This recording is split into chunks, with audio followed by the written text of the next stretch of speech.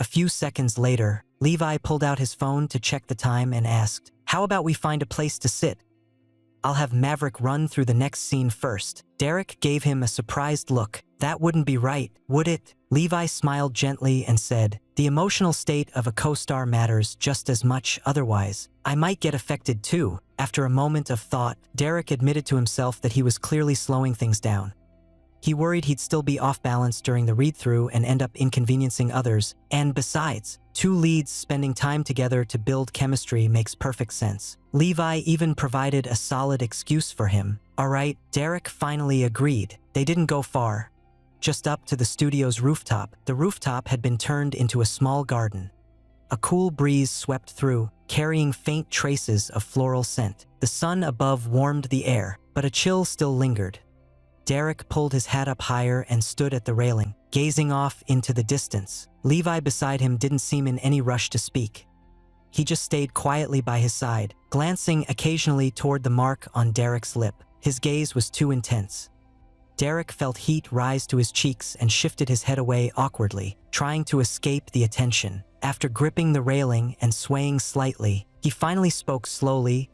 "Do you ever wonder why people sleepwalk?" His question came out of nowhere, but Levi wasn't surprised he'd ask something so unusual. After a pause, he replied calmly, "Dreams are reflections of the subconscious. Maybe there's too much going on inside, and emotions from the day get held back. They can only find an outlet at night through dreams." He paused, his tone still gentle. "Or perhaps some feelings just need a way to come out." Derek lowered his head, staring at the phone in his hand. His fingers lightly traced the screen, but his eyes didn't focus. The first time he noticed Edwin wandering in his sleep, the other man held onto his hand and sat there for a long while, as if clutching something precious that had been lost and finally found. The second time was last night's kiss. He couldn't recall ever seeing such intense emotion on Edwin during daylight hours. Could it be he's unconsciously hoping for something dramatic?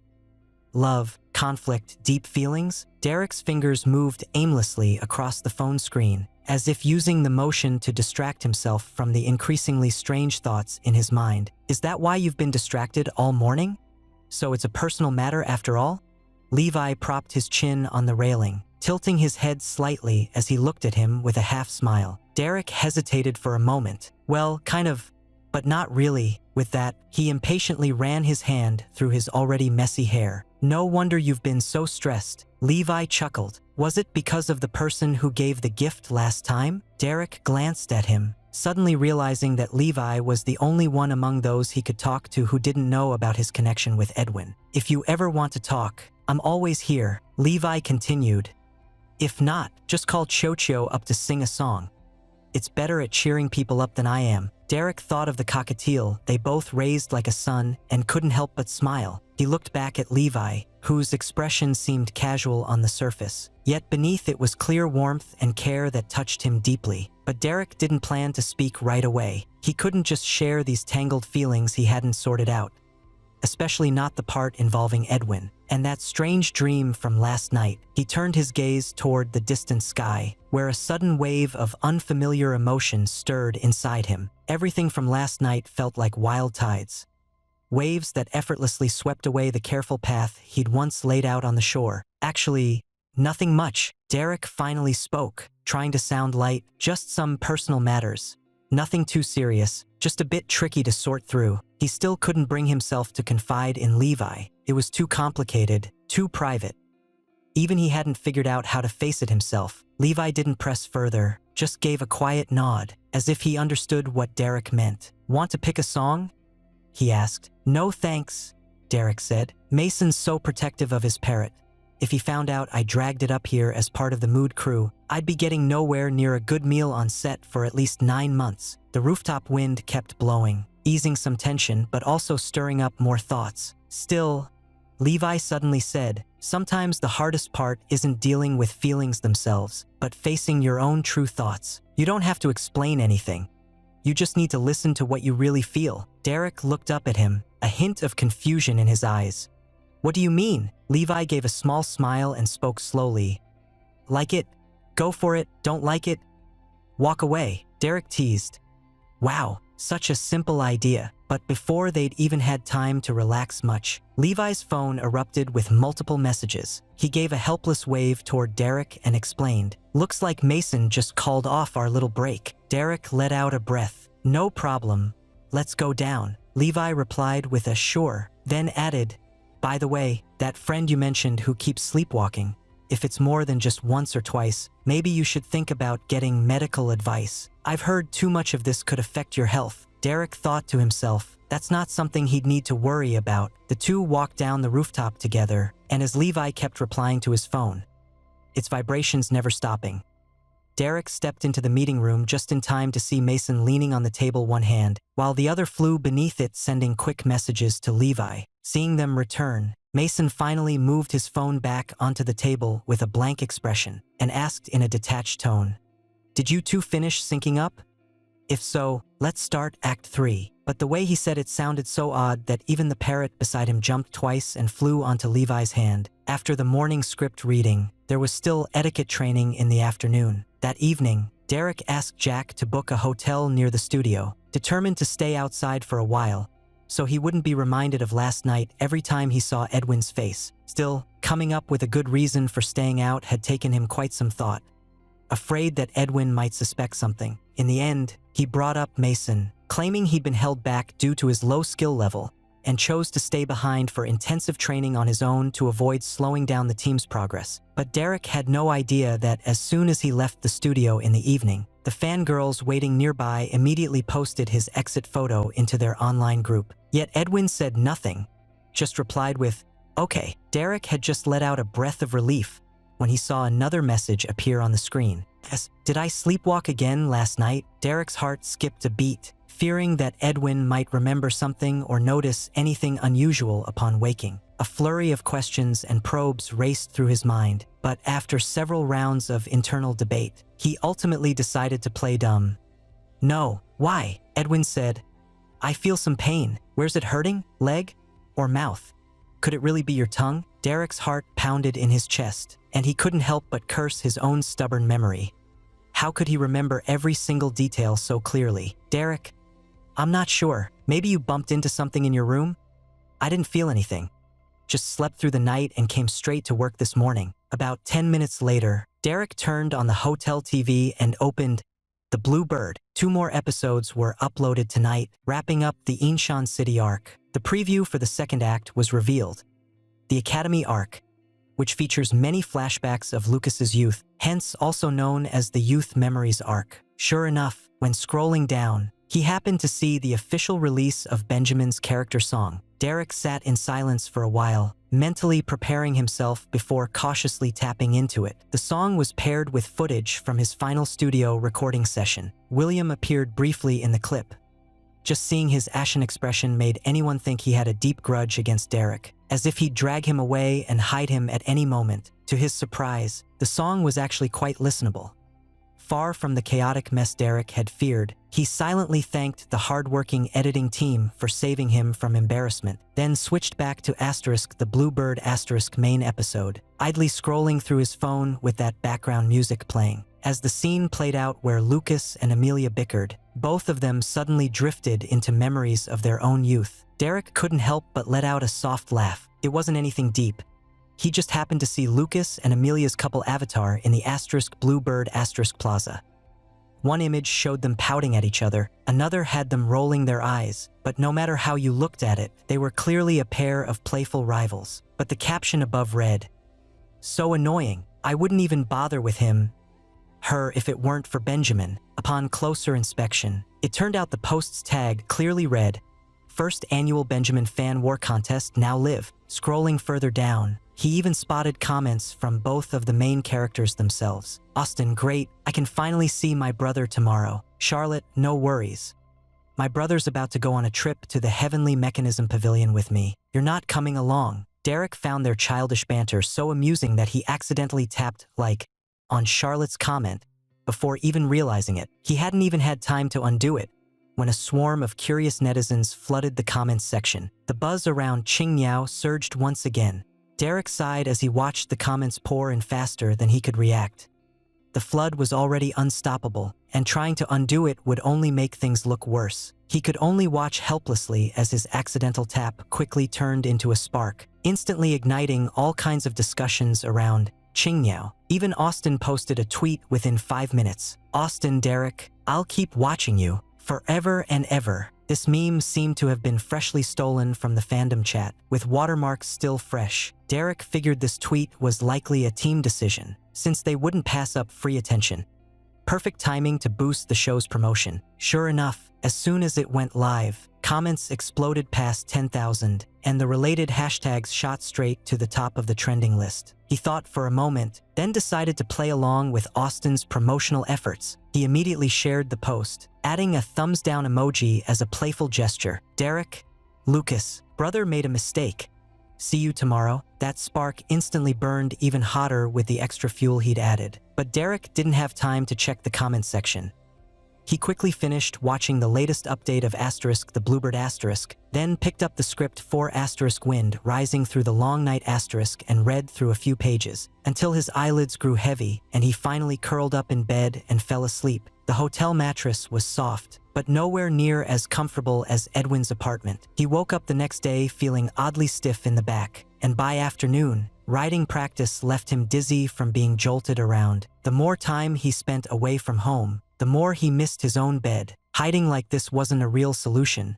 And besides, the other person involved didn't even remember the incident. It was silly for Derek to be the only one skirting around like that. He comforted himself by thinking it was no worse than being bitten by a dog. Coincidentally, the script read-through sessions were wrapping up, and New Year's Eve wasn't far off. Derek figured Edwin would likely head back to the family ancestral home that night, giving him one more chance to avoid him. But despite Derek's careful planning, Edwin didn't give him a chance to escape. "You free on New Year's Eve? I'm heading back to the family ancestral home tonight. Can you come with me?" His monthly salary wasn't just for playing along with Edwin. It's exactly what he was hired for, and considering Edwin had even transferred an extra recently, this dinner would be unavoidable no matter how much he wanted to skip. Derek let out a sigh and reluctantly replied, "I'm available." The next second, Edwin asked, "What's Mason dragging you into detention for again?" Derek looked confused. Edwin, you haven't been back for days. Has the set been really busy?" Derek thought, not exactly busy. Yesterday he joined Levi for archery practice and spent the whole afternoon relaxing. After all, Anthony was mainly a scholar. Outside of some essential horseback scenes and prison-related performances, there wasn't much for him to actually do. Still feeling bored, Derek had decided to join in just for fun. Who would have thought that playing around would end up revealing Levi's truly impressive archery skills? So sharp it felt like he could hit a target from 100 paces. Derek was utterly amazed, clapping enthusiastically by the side like a startled seal. But none of that made it into his reply. "Derek, I'll be wrapping things up soon. I can make it back by New Year's Eve. I won't miss anything important for Edwin. Why the change?" Derek couldn't help but let out a small laugh. "I just don't want to run into another person as straightforward as Edwin again." Edwin didn't say anything in response. Derek worried he might slip another transfer his way, so he quickly checked his account. His eyes widened instantly. A bonus payment. Derek was stunned, speechless. "Derek, but wasn't that already paid?" "Isn't holiday overtime supposed to be extra?" Derek stood up and stretched, ready to gather his things, when he casually glanced at his reflection in the mirror. Sure enough, not many office workers looked put together. He stared at his foggy eyes and worn-out expression, then rubbed his face hard. Soon after finishing filming Wind Rises Through the Long Night, his contract with Edwin would also come to an end. Maybe he should take a trip somewhere afterward, just for 10 or 15 days off. But for some reason, the thought of that contract left a strange emptiness in his chest. After the read-through session ended the next day, Derek took a taxi back to the city center. Jack had already bought his ticket home for the holidays a few days earlier, and Derek didn't ask him to stay. After all, the unlucky college student only had this one break left. and he couldn't bring himself to act like a boss who exploits workers. As he scrolled through his phone on the way, he happened to spot a newly opened dessert shop nearby. Probably because he'd been eating bland meals at the hotel lately and his brain had been drained from nonstop work, he really needed a little sugar boost to revive his mood. He immediately told the driver to take a detour toward the mall. Before getting out, Derek double-checked his outfit. His scarf covered most of his face. He had a mask on underneath, and a wool cap pressed his hair down, hiding his entire forehead. Only his eyes were visible. He didn't care if someone recognized him.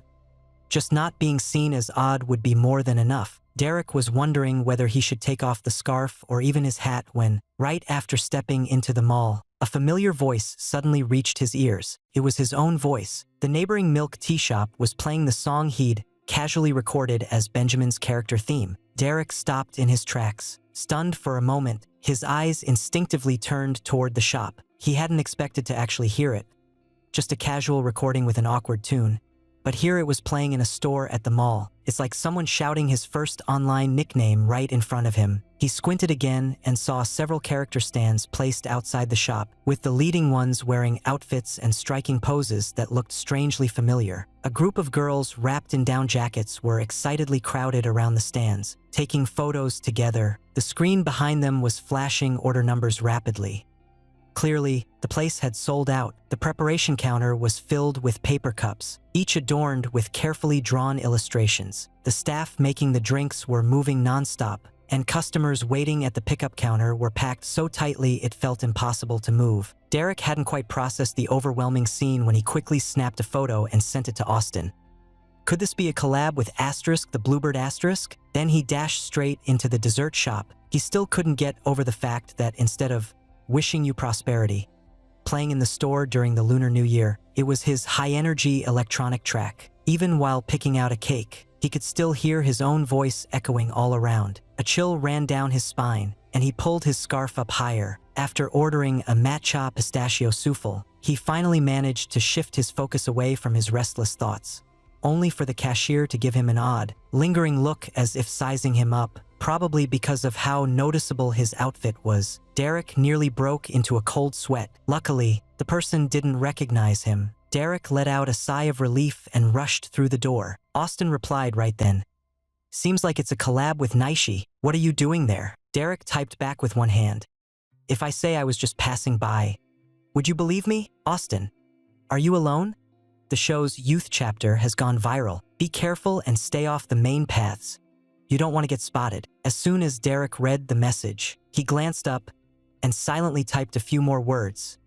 "You're too late, little brother." Derek looked at the three girls ahead, each holding a collab bag and a special drink, quietly blocking his way, and let out a sigh. He had been spotted. "Lynn, no way," Derek denied firmly. "Girl, I hadn't even finished saying the name. How did you know who I meant?" "Either way, it's not me," Derek said. The other girl glanced at the cake in his hand, tugged her friend's sleeve, and said to Derek, "How about this? Just sign a quick autograph for us, and we'll pretend we never saw you." Derek was about to refuse. "I'm not, otherwise, I'll shout." Derek fell silent. He gave in. With a resigned gesture, he reached out and took the pen from them, then carefully wrote his name on the branded paper bag. "You played Benjamin really well." The girl who had just been threatening him now looked up at Derek's hand with excitement. "My friends and I absolutely love the character from the book." When the cast was first announced, everyone in our social circles was heartbroken. But last night, we all came back to life. Derek asked hesitantly, "Last night?" "Yeah, that's exactly when the latest update came out. Your fight scene with Owen was amazing. We haven't seen such a smooth action sequence in ages," the girl beside her added. "And Benjamin's theme song is so emotional. Especially that line, 'To the Swordmaster I pledge my life. 9 deaths won't change my resolve.' Every time I listen to it, my eyes get watery. I stayed up late last night watching fan-made videos. Thanks." Still, he should also give credit to William and his team for the great editing work. After a pause, Derek asked, "Would you mind if I wrote one more line?" "No problem. Go ahead and write." So Derek wrote down the line of lyrics she had just mentioned on the bag, and casually asked, "How's the limited edition milk tea?" "It's alright. Benjamin's version is their best-selling oolong flavor, and I actually think it tastes pretty good." but I wouldn't recommend buying from this place. It's a popular spot with crowds, so maybe try another shop instead." Derek thanked her again, then handed the signed bag back. "All done. Can I leave now?" The three girls nodded. Derek tugged at his knit cap, about to slip away when suddenly, a loud "wow" erupted from the crowd outside the milk tea shop waiting to take photos, followed by another voice. "Wait, is that really Derek?" His heart sank for good. Derek's mind raced, but his escape plan hadn't even formed yet. The crowd was already gathering fast. A few girls with phones ran toward him in excitement. "It's really Derek. Wait, he's even more handsome than on TV. Can I get your autograph? Can we take a photo together?" Derek felt a chill, suppressing his sudden surge of social anxiety as he forced a polite smile and waved weakly. "Sorry, everyone. I really was just passing by." He instinctively took 2 steps back, but realized the area behind him was already completely surrounded. "It's over." He glanced down at the souffle in his hand, quickly thinking through the situation. Staying here would only draw more people in, and there was a real risk of being filmed and posted online. If it went viral, Julian would have to work through the holidays just to handle the fallout. Should have known better than to give in to this craving. Screams echoed all around, with many people pulling out their phones to record. Some even tried sharing his location on social media. Derek blocked a paper bag that was nearly shoved into his face and pulled his scarf down further, realizing the just passing through act had completely failed. "Hey everyone, calm down. And you there, please don't post it. If more people come, I might not make it out of here today." The crowd grew even wilder, like a pot of oil suddenly set on fire and completely exploded. Derek tried to say something, but his words were drowned out by their urgent requests the moment they came up. "Just sign your name. We won't take long, I promise. Please, can we have a picture together?" He let out a long sigh, looked down at the cake in his hand and then at the message from Austin on his phone. Then finally gave up. All right, but please don't crowd me." The words had hardly left his lips when paper bags started coming at him from every side. His handwriting was always neat, and he signed with a smooth, controlled motion, but the noise around him didn't let up. Almost as soon as he finished one signature, someone else would hand him something new. "Thank you. Your fight scenes were amazing." A girl clutched the signed cup sleeve tightly, her hands trembling with excitement. Yeah. We rewatched that scene 3 times last night with my friends. It was so smooth."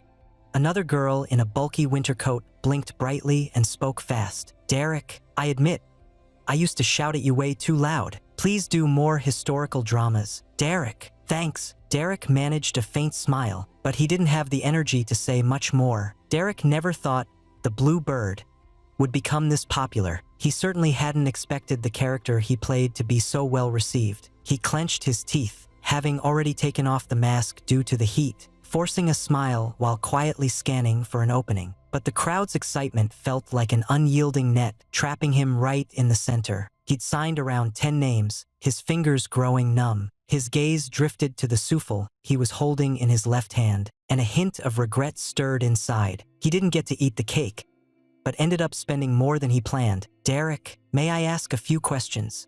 A girl with a camera pushed her way forward, eyes sparkling. "Did you actually take acting classes? Who even needs to sign up for that?" Derek mentally groaned, forcing out a reply. "I'm really glad people enjoy it. I'm happy about that, but honestly, I can't stay much longer. I just slipped out here to buy a cake." With that, he gave a slightly helpless smile, his tone softening with sincerity. "Could you let me go now? Otherwise, my souffle might fall apart." The crowd paused briefly, then burst into laughter at the gentle tease. But no one stepped back. "If it collapses, we'll buy you another," a cheerful girl called out. Instantly, the others chimed in. "Yeah, we'll cover it." Just as Derek felt he was about to reach his breaking point, a low voice echoed from the mall's ceiling speakers. "Attention shoppers. Long-term gatherings and filming are not permitted in the mall. Please cooperate with security staff for orderly evacuation." Derek looked up, a spark of hope flaring inside. He turned and saw that mall security officers had already started guiding people at the edges, one leading figure holding a walkie-talkie quickly making his way through the crowd toward him. Derek, the uniformed head of security, squeezed in front of him, lowering his voice. "We've been informed you're surrounded. Please come with us."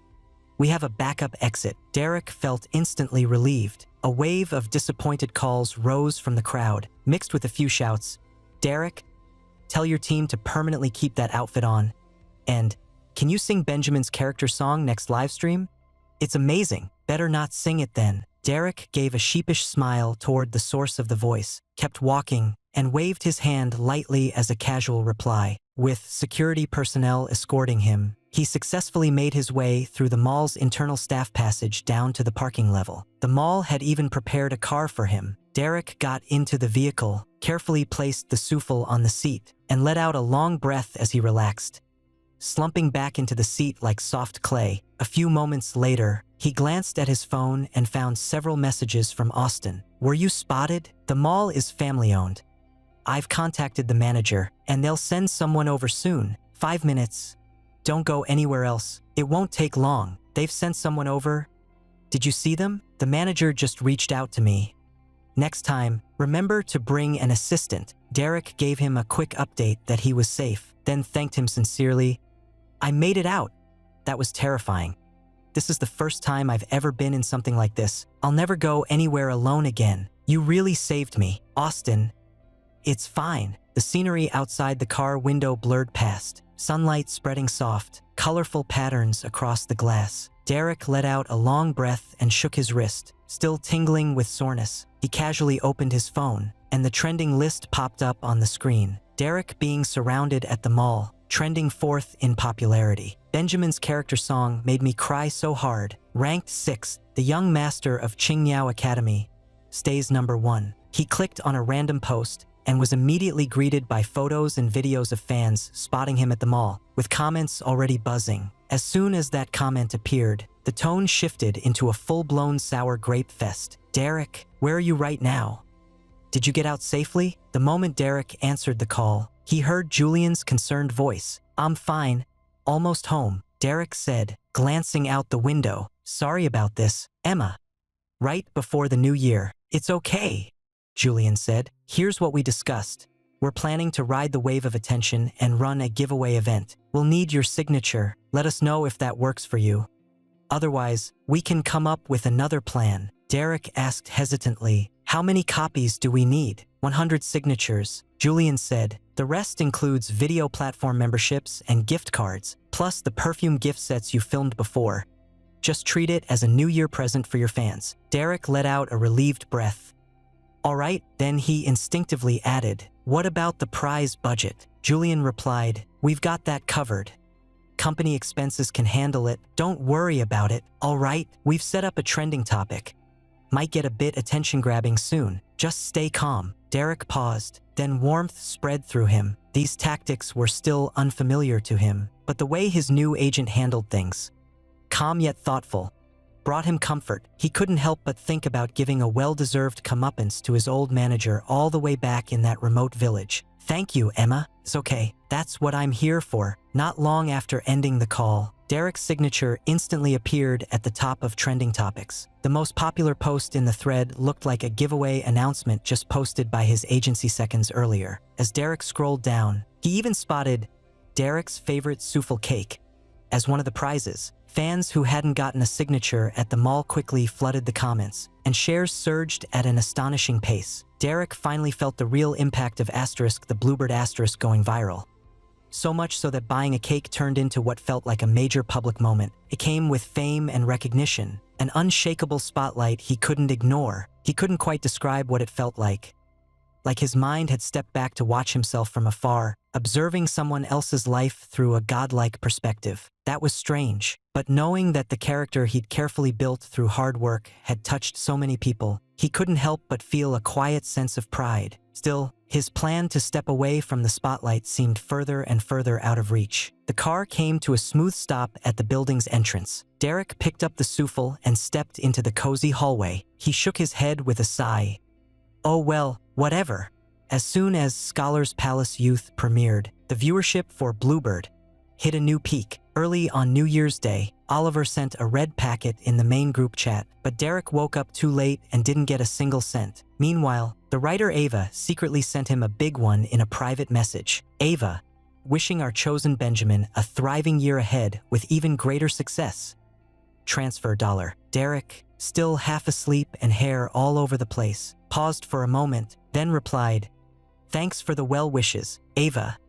I'll take the good wishes, but I'll pass on the money. Honestly, I wasn't all that eager to receive this particular blessing, but money still has a stronger pull than most things." After sending that, he didn't even check the reply and just rubbed his messy hair before getting out of bed. His hair had grown a bit, without any style. The bangs nearly covered half his face. Derek ran his fingers through it absently, thinking he'd probably get scolded by old-fashioned elders if he showed up at Edwin's place looking like this. He grabbed the eyebrow razor and quickly scraped it on one side, then the other, finally managing to shorten his hair a bit. Then he casually twisted it into place and tied it up at the back of his head with a rubber band. It was definitely neater now, but still looked anything but innocent or well-behaved. He let out a sigh and decided to wear something more understated later. After carefully going through his options, Derek settled on simply wrapping himself in a short white down jacket, layered with a regular sweater and jeans. The outfit had no standout features, yet somehow his face gave it an extra touch of fresh, youthful charm. To be honest, Derek had asked Edwin beforehand what kind of look he preferred.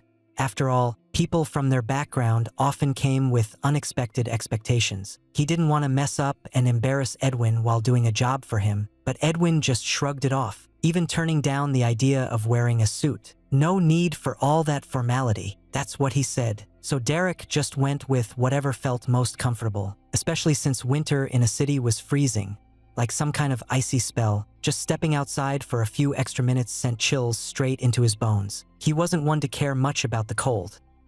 Every day he'd go out wearing only pants, and even walking a short way made him worry he might end up with arthritis for life. But surprisingly, while Derek felt comfortable in his choice, the very person who said no need for formality ended up giving him a quiet backstab. By the time Derek finished getting ready, Edwin had already been sitting in the living room for a while. Today he wore a long black-gray wool coat with sharp tailoring and well-defined shoulder lines, its subtle pattern on the collar shimmering faintly under the sunlight. Inside was a matching high-neck sweater, paired with black dress pants and pristine leather shoes, giving him an overall composed and dignified presence, tinged with quiet elegance and distant grace. Derek couldn't help but glance at him a few more times, then mentally calculate how much it would cost to take a taxi from one shoulder to the other. He couldn't help but let out a quiet laugh. Edwin turned his head to look at him. Derek quickly composed himself and said, "I'll go change into something else. Then we can head out." Edwin raised an eyebrow in mild curiosity. "Why?" Derek pointed at him, then at himself and said, "It just doesn't feel quite formal enough." Edwin replied, "It's fine. This isn't a formal event." "Really?"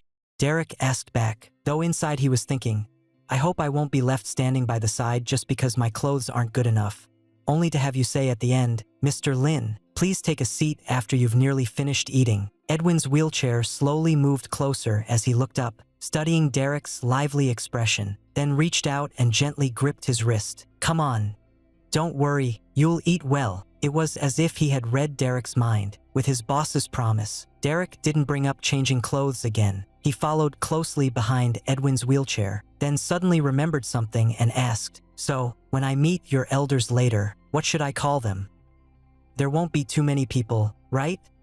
I might not remember everyone." "No," Edwin said coldly, "just my grandfather, Sebastian, and William's mother." In that single sentence, Derek seemed to pick up quite a bit of information, even though he had already figured out Edwin's family connections almost completely on his own. James was waiting in the parking lot, driving. When Derek got into the back seat, he tapped the headrest and gave him a greeting. "Happy Lunar New Year, James." As he thought, being an executive assistant wasn't easy.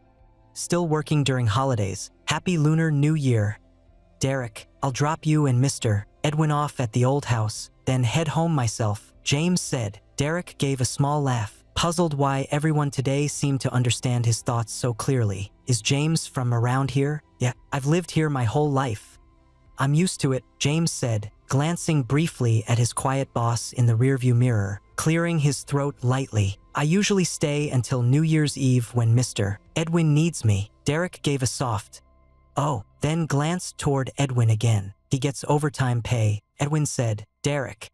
He hadn't even started thinking about it yet. Edwin's eyes swept over Derek's surprised expression, settling on the little ring of hair atop his head. Sunlight streamed through the window, scattering delicate golden glimmers across his strands. The fluffy winter jacket's hood was large, and when Derek leaned back, it covered most of his head. Loose strands kept brushing against the fabric, forming a soft, round tuft that somehow made someone want to reach out and touch it. Of course, Edwin did exactly that. He reached out and gently pinched the back of Derek's head, his fingertip brushing lightly over the soft hair. Then he swept aside the stray strands that hadn't been tucked in, hooked one with a quick flick, and tucked it neatly inside. Derek froze.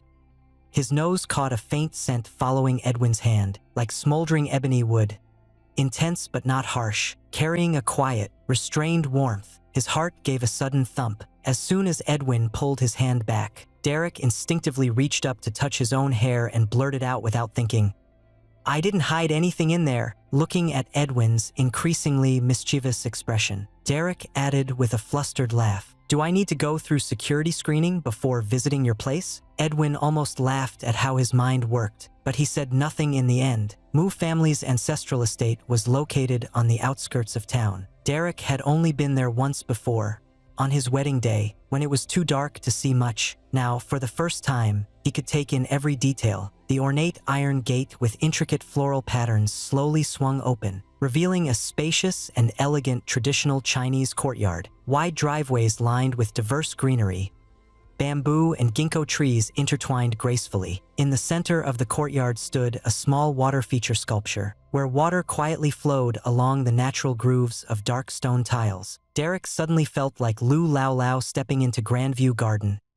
eager to examine everything up close, yet restrained by his own sense of propriety. He followed Edwin closely into the main house, but Derek hadn't expected that just before entering the house, Edwin would suddenly take hold of his left hand. His hands had been numb from the cold wind since getting out of the car, but Edwin's felt unusually warm. Derek was startled by the sudden warmth and instinctively tried to pull away, but Edwin moved faster. A simple ring, matching the temperature of his own fingers, was gently slipped onto his fourth finger. Derek was stunned, and Edwin said nothing as he walked straight to the door. It wasn't until a few seconds later that Derek came back to himself, looking down only then to notice that Edwin also wore a simple ring on his left hand. Derek lightly pressed the back of his hand against his cheek, wondering why warmth had spread so quickly across his face. Even though he knew it was just for show in front of his family, he still couldn't help feeling a little restless. He scolded himself for the reaction, then took a breath and regained his composure. Just as they stepped inside, William was right there in front of them,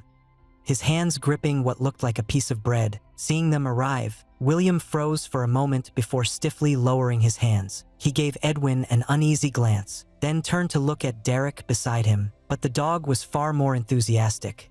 It charged over in an instant, spinning like a whirlwind as it rubbed against Edwin's leg and stared up with its tongue hanging out, clearly hoping for attention. "Bye-bye," William hissed through clenched teeth. Clearly, the dog didn't care about its owner's mood. When Edwin stayed completely unresponsive to its obvious desire, it turned around and jumped straight into Derek's arms. Derek quickly grabbed the dog's claws before they could scratch his down jacket, crouched down to hug it tightly, and ended up getting a full face of slobbery kisses in return. He didn't notice that both William and Edwin had darkened expressions at the same time. William stormed over and yanked his dog away, dazed by the escape. Derek was led to the restroom by Edwin for a quick wash. Derek hadn't yet gotten used to the ring on his finger and nearly got it caught on his nose. When they came out, the white-eyed dog by Bao had already been locked away by its angry owner. William sat cross-legged on the sofa with a clearly annoyed look, while the TV played yesterday's latest update of The Blue Bird. "Sweetheart, did you sing this song? It sounds so lovely." Derek only just noticed that there was a woman sitting beside him. She looked well taken care of, appearing to be in her early 30s. She wore a beige dress and had a jade necklace around her neck. Her lower face closely resembled William's, but unlike William's always irritable demeanor, she seemed gentle and poised. Seeing Edwin, she gave a quiet smile and nodded slightly. Edwin responded with a cool, brief nod in return. She greeted Derek in the same calm and distant manner, offering a gentle nod with a hint of hesitation. Derek suspected they must have met at a wedding reception before, but hadn't exchanged words. She knew who he was, yet didn't initiate contact, likely due to Edwin's presence. William let out a quiet sigh of discontent. Father and grandfather are discussing something in the study. They'll be down shortly, he said, his tone edged with irritation. After responding, Edwin gently guided Derek to a tea table by the floor-to-ceiling window and slowly poured tea for both of them. His technique was unrefined. Derek guessed he didn't often make tea himself, and his skill seemed even worse than what he'd shown in his performances. Derek took a sip and felt the fine tea was wasted on such a moment. The atmosphere was awkward, as if they were complete strangers brought together by chance. William's mother chatted with Derek while William replied only in fragments, occasionally glancing their way without speaking, almost as if he'd drawn an invisible line between them. Derek couldn't understand why this family dinner was even worth having. With everyone hiding their thoughts, even the finest meal would taste dull and lifeless. To keep Derek from getting bored, Edwin had a plate of sweets brought over. Distracted and lost in thought, Derek ate them absent-mindedly, more eager to step outside and soak up some sunlight. Mainly, he just wanted to explore the parts of the mansion he hadn't seen during his last visit, and sneak a quick play with William's dog when no one was looking. Of course, he quietly shared his idea with Edwin. Edwin glanced up, likely feeling cooped up indoors, and agreed without a second thought. But just as Derek stood up, he heard a noise coming from upstairs. It sounded like something hitting the floor. The three in the living room seemed completely unfazed by the sound. Only Derek was startled out of nowhere, shivering slightly. Seeing that, Edwin gently patted his back in reassurance. Derek turned his head, looking puzzled, and asked, "What was that noise?" Edwin remained calm, his tone neutral. "The upstairs is the study. Probably just a decorative item fell off. Decorative items don't suddenly grow legs and walk to the floor on their own." Derek felt like he'd caught another glimpse into some hidden family matter, his lips pressing together slightly. William slowly rose from the sofa, hands in his pockets, casting a faint glance toward them. His mother remained seated beside him with a calm expression, her face unreadable and her movements still. William said, "I'll go check it out," as if giving Edwin a casual nod. Edwin said nothing. William turned, took a few confident strides, quickly left the living room, and swiftly climbed the stairs. Derek glanced around for a few seconds, then lowered his voice to ask Edwin, "Do you think they'll argue?" Edwin tugged at the sleeve of his jacket, and the wheelchair slowly rolled toward the backyard. "Arguments between them are common." Derek opened his mouth, then closed it again. He decided that, as an outsider, he shouldn't dig into family matters, so instead he bent down to fiddle with the ring on his finger. Edwin led him through a path hidden among lush plants, where neatly laid stone tiles wound through a vibrant garden. On either side, well-trimmed bamboo swayed gently, their leaves gilded with warm sunlight and whispering softly in the breeze. Derek suddenly remembered. The place where he first arrived seemed to be right here. Derek suddenly noticed that the dog had somehow slipped free and dashed excitedly toward them. Laughing, he crouched down to gently cup the golden retriever's head, rubbing it affectionately before turning to Edwin beside him. "Is your family always this strange?" Edwin looked down at him and gave a quiet nod. "You'll get used to it," Derek thought to himself. One glance was enough. Better not to get used to it. "Sebastian and my mother were married for business reasons," Edwin said, watching Derek's fingers glide through the golden fur. His voice remained calm and steady. "Soon after my mother passed away, he married his current wife." Derek paused to piece together the logic, eyeing Edwin with a cautious expression. "Do you think I don't matter," Edwin said. "What counts is what grandfather thinks. That's why Sebastian still hasn't gained real control over the company." He left part of his thoughts unsaid, but Derek immediately filled in the gaps using details from the original story. In the book, Sebastian's reckless and irresponsible behavior during his youth was briefly mentioned.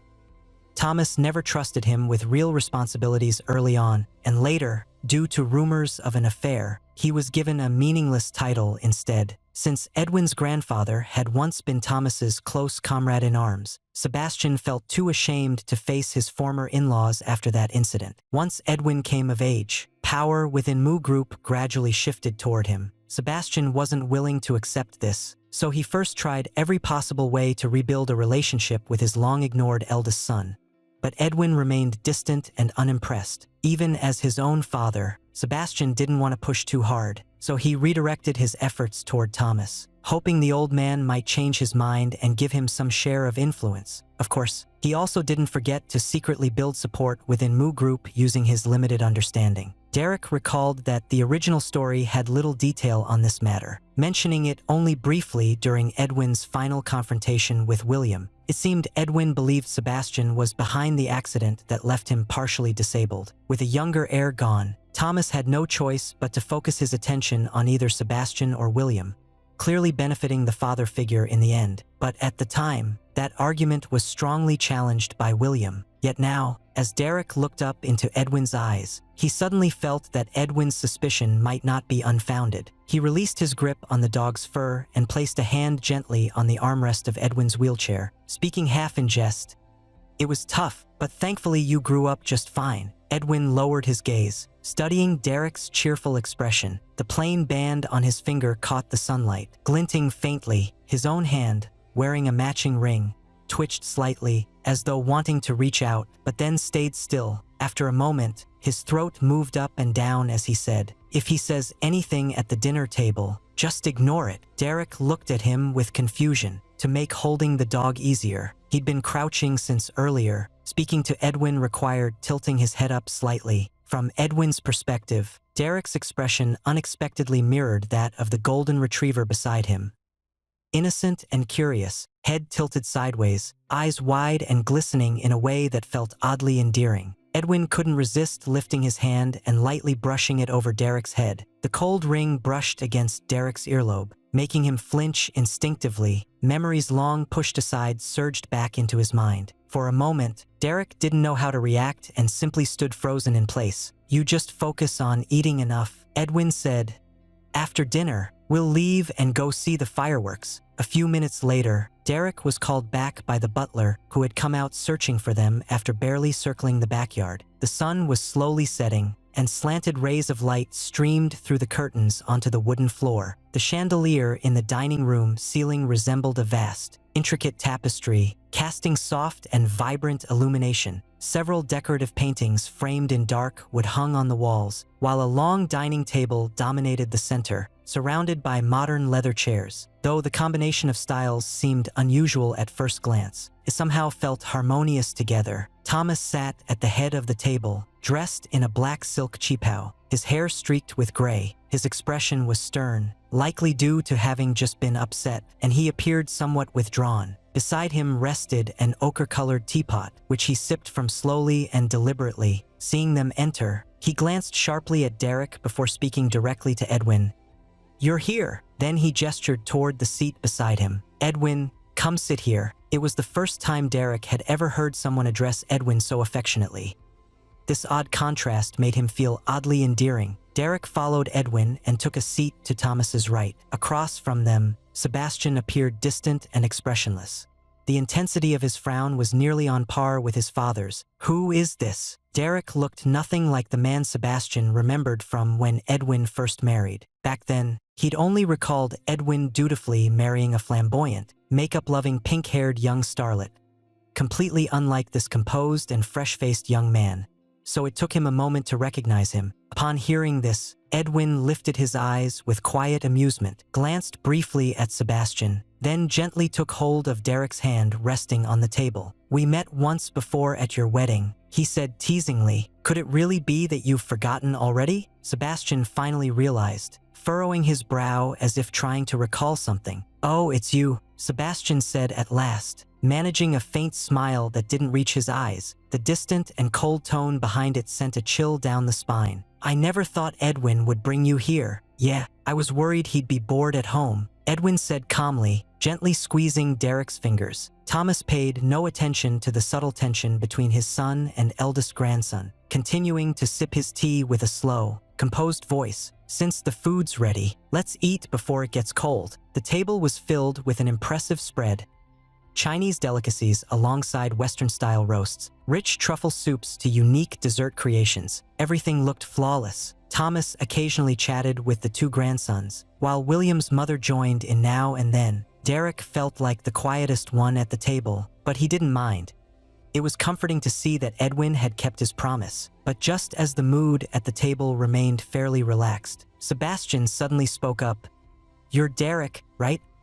I heard you're an actor." His tone was casual, one hand holding a wine glass, his gaze carrying a hint of mockery. Derek blinked in surprise and nodded. "Yes, sir. Calling me sir comes so easily." Sebastian sneered slightly, then turned to Edwin. "I thought you'd call me Dad. Is it because Edwin doesn't want to?" Edwin replied coldly. "He can call me whatever he wants." When he spoke, Sebastian seemed even more energized. Derek noticed him sitting upright with a superior air, and then heard him say in a serious tone, "I'm not saying this as a father, but you've got a heavy burden on your shoulders now. There are so many eyes watching from outside. Saying you like men is one thing, but choosing someone who earns a living through looks, won't that bring shame to the Moo Group?" Edwin glanced at him briefly, then shifted his gaze toward Thomas in the main seat, whose expression was unreadable. He placed his utensils down as if about to speak, just as William's voice came before him. "It's fine, Dad. I'm also someone who makes a living through looks, and I don't feel ashamed of the Moo Group at all. Why should he?" William's tone was relaxed and casual, as if speaking without thinking, just saying whatever came to mind. Sebastian didn't immediately grasp whether his own son was helping him or undermining him. Then William added, "Anyway, Grandpa doesn't expect anything from me, so he probably wouldn't care if I were a source of shame." Only then did Sebastian realize this troublesome son really was siding with the outsiders. His face turned pale instantly, his eyes filled with anger, and the fingers gripping his wine glass grew white, as if trying hard to hold back his fury. A few seconds later, Sebastian forced himself calm, letting out a cold laugh instead. He set down his glass and spoke through tight control. "You're becoming more reckless by the day. I won't stop you from having fun outside, but get back to helping your brother soon." William didn't seem bothered at all, even curling his lips slightly as he looked lazily at his father. "Help? I'm lucky Edwin hasn't found me annoying yet." Then he turned toward the two across from him with a soft smile. "Making money through looks is great. Better than having to please everyone just to survive." Derek quietly lowered his head, sneaking in another small piece of candied taro while no one was looking, chewing it discreetly. He hadn't expected the lotus root to be quite powdery. Swallowing too quickly ended up making him choke. Edwin subtly passed him a cup of tea, and Derek quickly drank it down to ease the discomfort, completely unaware that the entire tense atmosphere at the table had started because of him. He was just thinking, "Now I understand why Edwin said what he did earlier." Even before they entered, Derek had quietly asked Edwin what Sebastian might say at the dinner table, and Edwin replied, "Everything a relic of old-fashioned thinking would say." He'd thought it was an exaggeration back then, but now he realized it was true. Derek took another sip of water, wondering how Edwin had managed to get through all these years. If he were in such a strange family atmosphere, he'd rather stay cooped up in his tiny rented apartment eating instant noodles on New Year's Eve than show up and pretend. No wonder people say the easiest thing in the world is being a father. He didn't show his thoughts on his face. Instead, Derek glanced over at William's mother across the table, and her reaction was somewhat different from what he'd expected. She seemed entirely unbothered by William's outburst, remaining silent throughout their conversation like a graceful statue. He thought that, in a typical story, Edwin's stepmother should see him as an enemy, eager for her own son to take over the family business as soon as possible. But she didn't seem to care at all. During meals too, unless someone directly addressed her, she kept up a calm and gentle appearance. Perhaps because he'd been looking for too long, Edwin suddenly reached out and placed a small piece of lobster on Derek's plate, carefully removing the shell underneath. Derek froze for a second, then turned to look at him. Under the overhead light, Edwin's eyes looked like dark pools, deep and unreadable, and Derek felt a chill, but he didn't dwell on it, quickly lowering his head and taking a bite of the tender lobster meat. No extra seasoning, just the natural flavors of ginger, garlic, and sea freshness. "You're really spoiling him," Sebastian said without pause. "I haven't seen you treat me or Grandpa this kindly before." He reached for the lobster dish, picked out a piece of meat, cracked open the shell with his chopsticks, and continued in a mocking tone, "Still, Dad, I have to say, no matter how capable Edwin is, he's not without limitations. It wouldn't hurt to let someone else share the responsibility. Derek thought, you might as well just come out and say what you want already. It's obvious enough, but the other person involved didn't seem bothered at all, slowly peeling back a piece of lobster shell before placing the meat into Derek's bowl. Once was one thing, but doing it again. Derek felt genuinely surprised. The man who had been quietly eating now set down his chopsticks, slowly lifting his gaze to reveal sharp eyes like an eagle's. He spoke in a calm tone.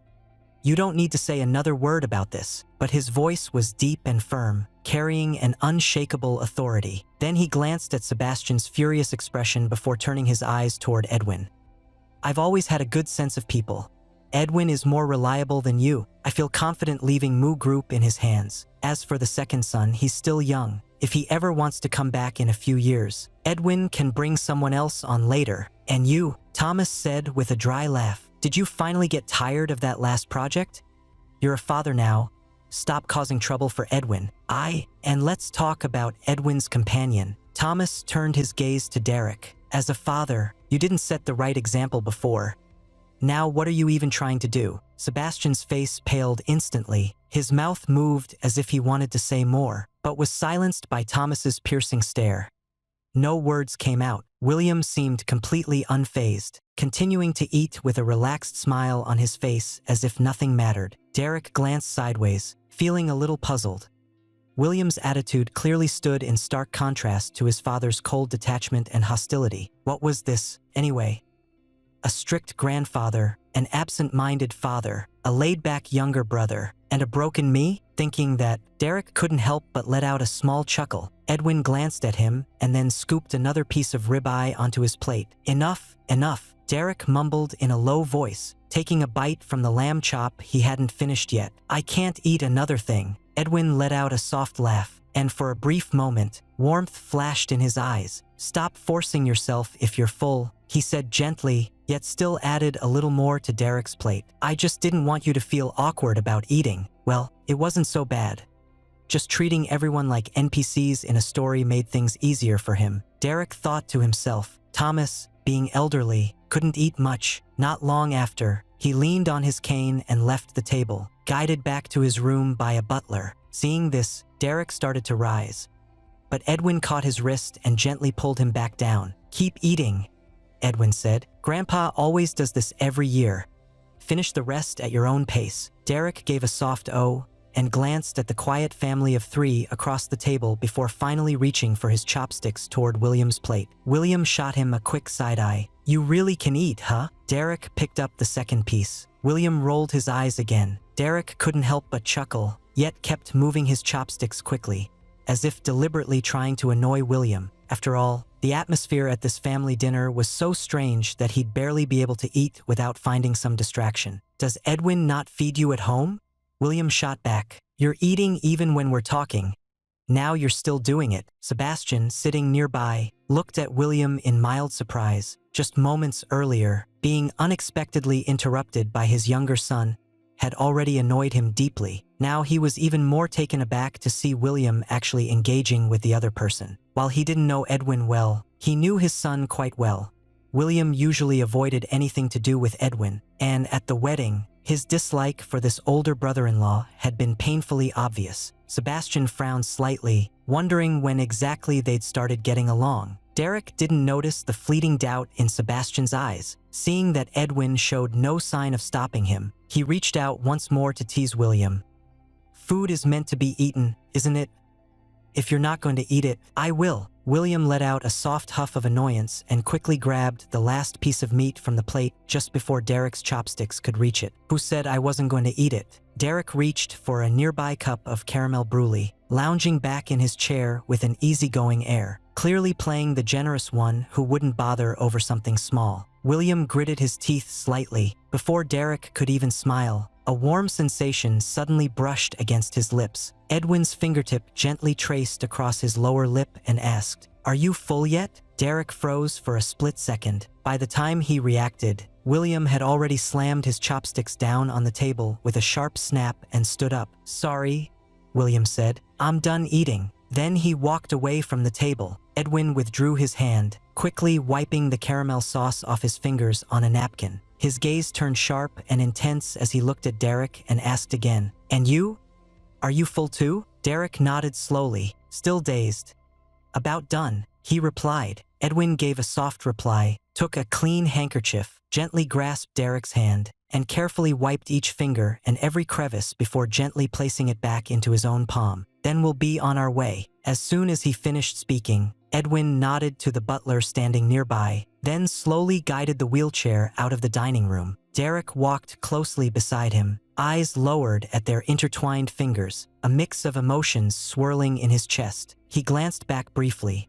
The chandeliers still shone brightly, but Sebastian and his wife remained seated at the table, silence hanging thick as ice. Sebastian's expression was grim, as if he wanted to speak but held it in, while his wife quietly sipped her wine, appearing utterly detached from everything that had just happened. Derek suddenly thought of something and tugged lightly on Edwin's hand, whispering with a playful whine, "Aren't I enough to make you proud? You know how many girls online say they'd love to marry me?" He raised his voice slightly. "Even if someone married a suitable noblewoman from an equally high family, still didn't bring honor to the clan. Poor thing, my love, no one to set the standard, yet you ended up with me, such a considerate, charming, and successful star, and still people gossip behind your back." Edwin glanced up at him, catching Derek's mischievous wink, and couldn't help but smile. Not until they were settled in the car did he finally speak. Still holding a grudge, Derek recalled Sebastian's pale, furious face when hearing those words and let out a light, satisfied laugh. "That's just standing together with you to settle the score. For both of us," Derek said. Edwin gave a soft chuckle and didn't reply. The car fell into quiet, filled only by the low hum of the engine and the whisper of wind outside.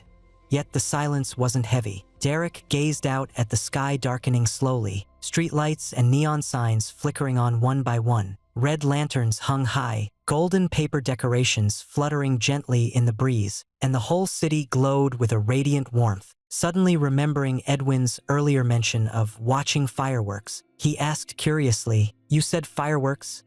Where exactly are we going?" But as he turned his head, he met Edwin's focused gaze. How long had he been watching, silently? "Not far," Edwin said. "I've already secured a spot." Derek hadn't quite grasped that fireworks needed an arranged place. Just find an open space, stand there and look up, but with Edwin's condition now, they'd likely need a safer spot to avoid being jostled by crowds. A few minutes later, the car slowly pulled up beside the hotel on the riverside. In the distance, lights sparkled faintly across the water. The river shimmered with colorful reflections, and people were gathering on the opposite bank, waiting patiently for the show to begin. Edwin had arranged their spot on the hotel's top floor. The room was simple yet cozy. A soft cashmere blanket lay over the sofa, and a small heater glowed warmly in the corner. Floor-to-ceiling windows offered an unobstructed view of the entire river, so wide open it felt like reaching out just a little could touch the sparks soon to bloom across the night sky. By the window was a small balcony where the wind was surprisingly strong. Derek only stepped out for a second before being forced back, shivering from the cold. "Is this all a bit too fancy?" Derek said with a light-hearted smile. Edwin smoothly guided his wheelchair inside, glancing briefly at the setup. "As long as it's comfortable, that's enough." Derek sprawled casually onto the soft cushion by the window, joking, "Back when I was outside surrounded by crowds, this is the first time I've ever had such a treat." Outside the window, distant lights shimmered on the river's surface, and occasionally, small boats adorned with colorful lanterns drifted slowly by. Edwin picked up 2 blankets and maneuvered his wheelchair close to Derek. One was gently placed over Derek's head, the other draped across his own legs. "Does Edwin always watch fireworks like this every year?" Edwin glanced down at him. "No, used to be alone. Never felt much interest. Usually after dinner at the old house, he'd go straight upstairs and head to bed. Most of the time, he just went through the motions, didn't care much for rituals.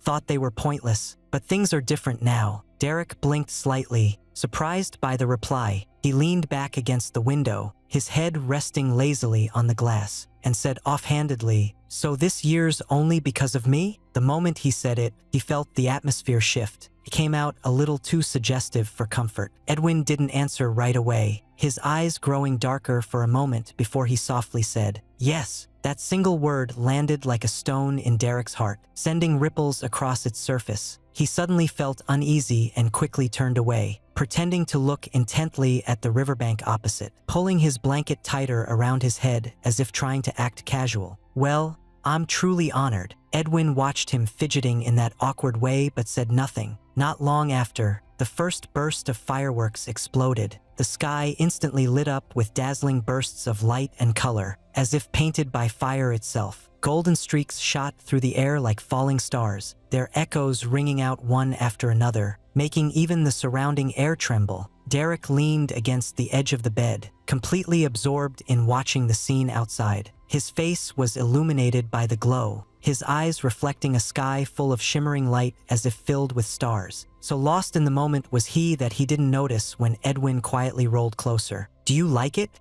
Edwin's voice came softly from nearby, deep and gentle. "Yes, it's amazing."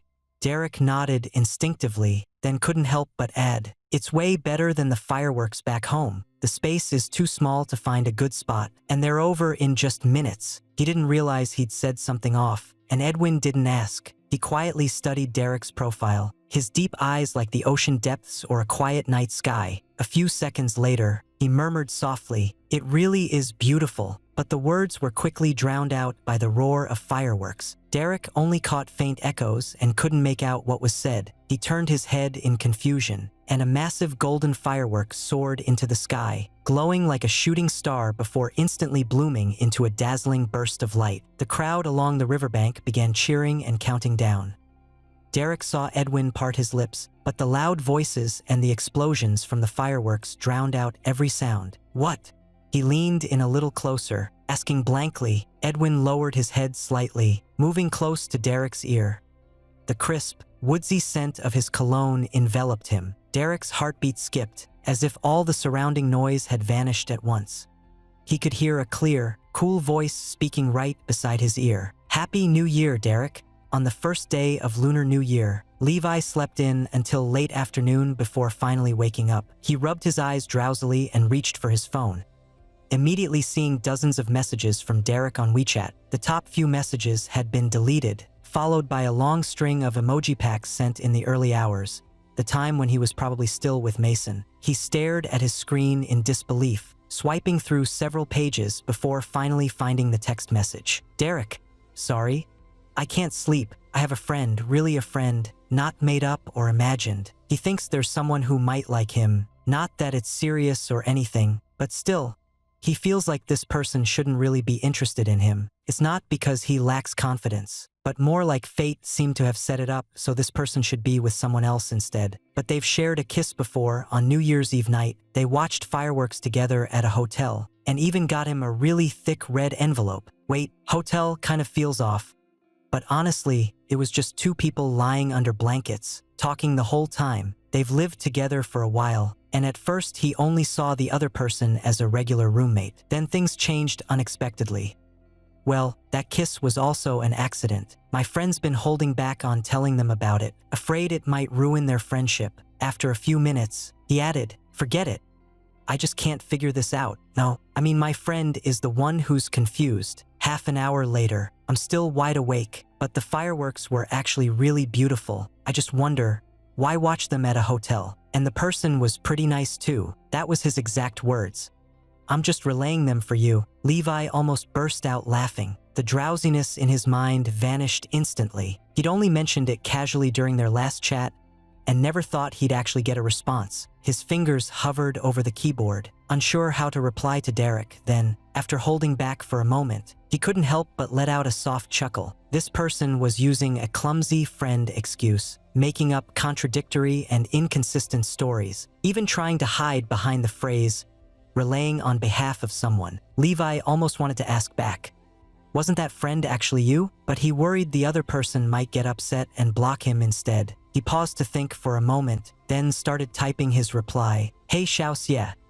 Your friend's story is actually pretty interesting. Why not just ask the other person straight out if they like him?" After sending that, he felt it wasn't enough and added, "But from how things seem, The other person probably likes him. Otherwise, why would they stay together at the hotel watching fireworks? By the way, did they spend the night there too? The message hadn't even finished sending when Derek replied quickly, "No. They went back home afterward." Derek, "I'm so exhausted. I didn't wake up until now." Derek, he was hesitant to ask directly. What if he misunderstood and the other person denied it? That'd be really awkward. Plus, their relationship is a bit complicated. Kind of like boss and subordinate.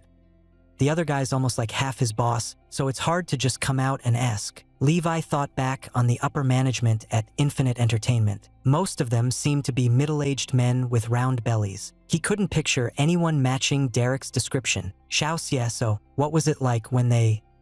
was it just a misunderstanding after the other person got drunk? Derek stared at those words for a moment, then felt oddly grateful toward Levi for being so understanding.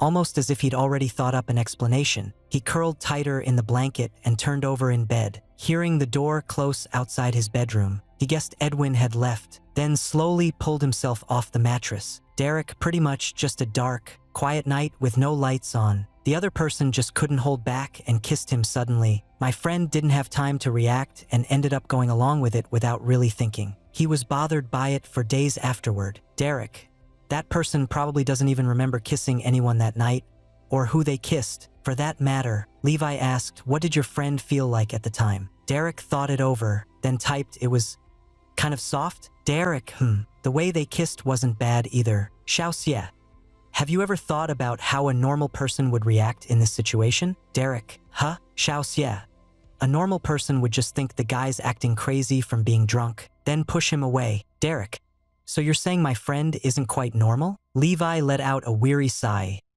What I mean is, your friend's reaction toward that person was unusual. Derek stared at the words for a moment, muttering under his breath. Where exactly is it abnormal? But deep down, an odd feeling welled up inside him.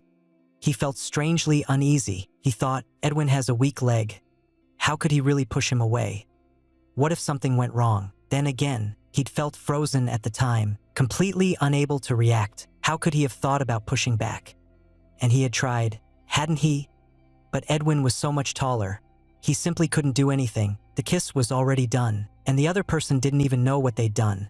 There's no way he could just yell at Edwin the next day for no reason. Derek grew more and more uneasy, crouching low and peeking around the bedroom doorway to make sure Edwin wasn't anywhere in sight before finally stepping out to pour himself a glass of water and sit on the sofa, sipping it slowly. Derek slumped back on the couch for a while, then gave in with a resigned reply.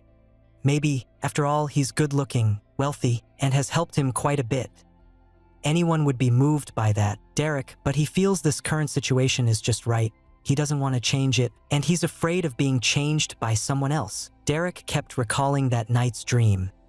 The vast courtroom made him feel tiny, the air as cold as ice, a mechanical voice echoing in his ears. The racing heartbeat was real enough, yet everything around him felt just as true. He also remembered what Edwin had said, how he could walk perfectly fine but still couldn't stand up. Derek wasn't fully convinced by the idea of fate, yet he couldn't help wondering if they truly could defy a destiny someone else had set for them. Little Xie, I don't think you're the kind to overthink things. Still, I believe sometimes feelings between people don't need solid logic or too much worrying. Derek's fingers moved slowly across the screen before he finally typed out a response. So what should he do? Little Xie, be bold. Just go straight and ask if you like me. If you're too nervous, play dumb and wait for the other person to break the silence first. Little Xie, honestly, this kind of uncertainty is actually nice. I really enjoy it. That's when I'm at my best, pretending not to know anything. Derek chose the second approach. That night, he couldn't get a good sleep. His mind kept drifting between the fireworks bursting outside during Chinese New Year's Eve, Edwin's voice blending with his racing heartbeat, and the quiet darkness of the bedroom where their lips had brushed against each other, soft and fleeting, leaving only warm breaths tangled together in silence. The next morning, he stirred awake drowsily, washing up before passing through the dining area. There was Edwin sitting at the table sipping coffee, a tablet resting beside him, sunlight streaming through the window and gently touching his profile in a quiet, peaceful glow. Derek instinctively slowed his steps, grabbed a glass of milk, and sat across from Edwin. He glanced over nervously, noticing Edwin seemed to be reading something on the screen. He hesitated, almost saying hello. But just then, Edwin lifted his head as if sensing his gaze, and gave a faint, barely noticeable smile. "Awake!" Edwin's voice remained calm and soft. Derek nodded, taking a sip of milk. A sudden urge flashed through him, almost saying, "You!" But the words stopped at his lips. He looked up into Edwin's eyes, which held a quiet smile and a hint of curiosity, as if waiting to hear what he'd say. "What is it?" Edwin set down his tablet. Speaking gently, Derek opened his mouth, frantically searching for the right words. "And nothing. I just wondered if you've been pretty busy lately." Edwin narrowed his eyes slightly, as though he saw through Derek's nervousness, but didn't call it out.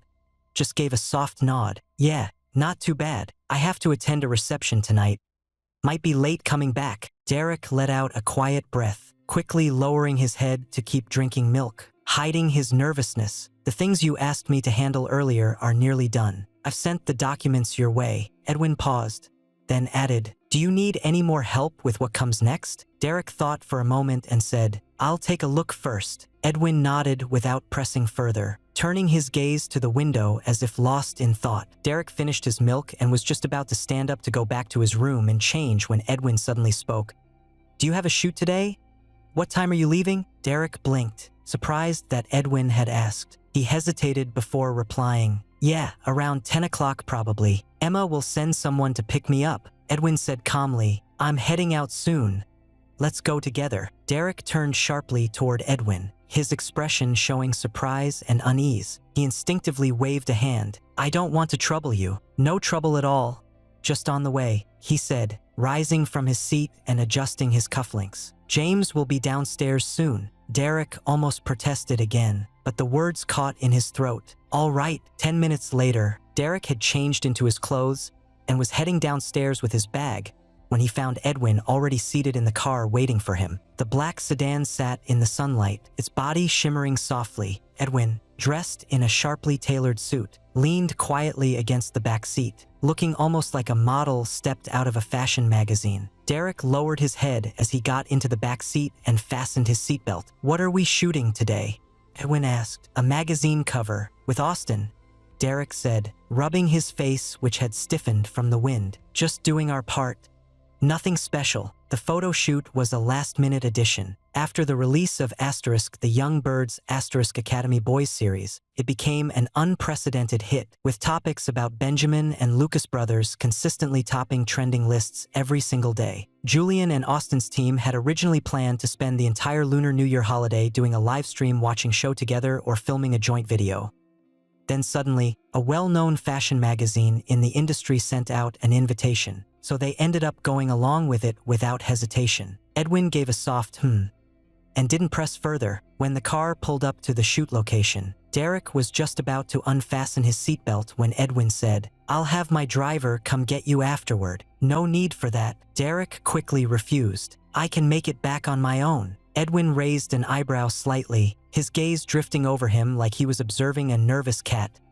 "It's not much trouble. Your assistant hasn't returned from vacation yet, and at this hour, your agent probably wouldn't be able to arrange another ride either." Derek was speechless for a moment, then muttered quietly, "All right then." Edwin glanced at his uneasy expression and couldn't help but let out a soft chuckle. "All right, get out. Don't waste time." Derek nodded quickly, pushed open the door, took a few hurried steps inside as if fleeing, then instinctively glanced back. Edwin's car still sat where it was, the rear window shielded by tinted film, hiding whatever might be happening inside. Yet Derek couldn't shake the feeling that someone's eyes were watching him from behind the covered glass. His heart skipped a beat, and he quickly turned around, following the staff's directions as he made his way through the lobby toward the VIP elevator. Suddenly, from outside the building, where a crowd had been waiting, came an ear-piercing shout. "Baby, look this way." For the first time being so close, Derek suddenly felt his face flush. He stumbled slightly on flat ground but caught himself against the entrance gate, then quickly lowered his head and slipped into the elevator, dreading that cameras outside might catch his reaction. The elevator rose smoothly. He glanced at the staff member standing nearby, trying hard to keep a neutral expression, then pulled out his phone to check Weibo. Last night's special update of the Blue Bird introduced the spirit entity, known as Yenyu, for the first time. No wonder there was such a large crowd outside. He was about to switch to the video app to watch the official episode of The Blue Bird when the elevator chimed and stopped at the filming floor. Derek had no choice but to put his phone away and follow the staff into the makeup room. The warm air from the AC instantly chased away the chill outside. Austin was seated in the makeup chair, with a stylist adjusting his hairstyle. He leaned back casually, and when he saw Derek enter, a faint smile appeared in his eyes. "What took you so long?" Derek noticed an iPad placed on the makeup table in front of him, displaying a quiet forest scene deep within misty woods. "Traffic was slow for a bit," Derek replied, pulling up a chair and sitting beside him. Through the dense layers of thick trees revealed by the camera's movement, a ruined temple hidden in mist came into view. The curved eaves formed eerie lines against the sky, while gray tiles showed traces of damp moss after rain. A thin veil of fog wrapped around it like an unspoken secret. As the shot moved upward, the first thing to appear was a pair of boots with dark red patterns. The long legs inside the boots dangled carelessly, and a bell hanging from his waist jingled softly as it swayed. The camera slowly panned upward, revealing Yenyu's slender, relaxed figure standing under moonlight. His long robe, a mix of black and red, hung loosely over his frame, the inner shirt collar left open just enough to expose pale, smooth skin. One hand rested on his knee while the other toyed with an ornate golden bell. A breeze brushed past him, causing the robes to flutter. The mask on his face, featuring a greenish hue and sharp fangs, glinted in the moonlight, its features obscured except for two strikingly beautiful yet cold eyes visible beneath. The mist around him seemed drawn to him, wrapping tightly like an invisible chain. He glanced toward the distant woods, his eyes forming a faint curve. Though he had a man's figure, his voice when speaking was soft and indistinct, neither fully male nor female. "All mortals fear death. Even the most favored sons of heaven cannot escape it." Derek couldn't help but hold his breath, his eyes locked on the screen. Austin noticed his gaze and spoke gently. "What's so captivating? You're the one who played it yourself, aren't you?" Derek brushed his fingertip against his earlobe, too shy to admit he'd suddenly felt a surge of self-admiration. Realizing how strikingly intense that otherworldly aura on screen truly was, and quietly marveling at just how talented he must be. "I didn't get to watch it last night. I'm glad I can catch up while getting ready. Just borrowing a little time with you." Austin let out a soft laugh and gently slid the tablet closer to him. "I didn't get to see it yesterday either. Mom and Grandma did, though. They asked me why you were working so hard, playing 2 roles. Derek said, "You didn't tell them I actually had a 3rd role?" If it weren't for Luna's appreciation, that 1-month shoot would have stretched into 2 months. The makeup artist chimed in with a playful tone. "Speaking of which, I saw so many fans hanging around online this morning. Ever since last night's episode aired, the internet's full of people obsessed with Derek's looks. When I checked my friend circle this morning, everyone was crying out wife." Realizing he'd said too much, the makeup artist quickly stopped himself and gave a nervous little smile toward Derek. Derek remained expressionless.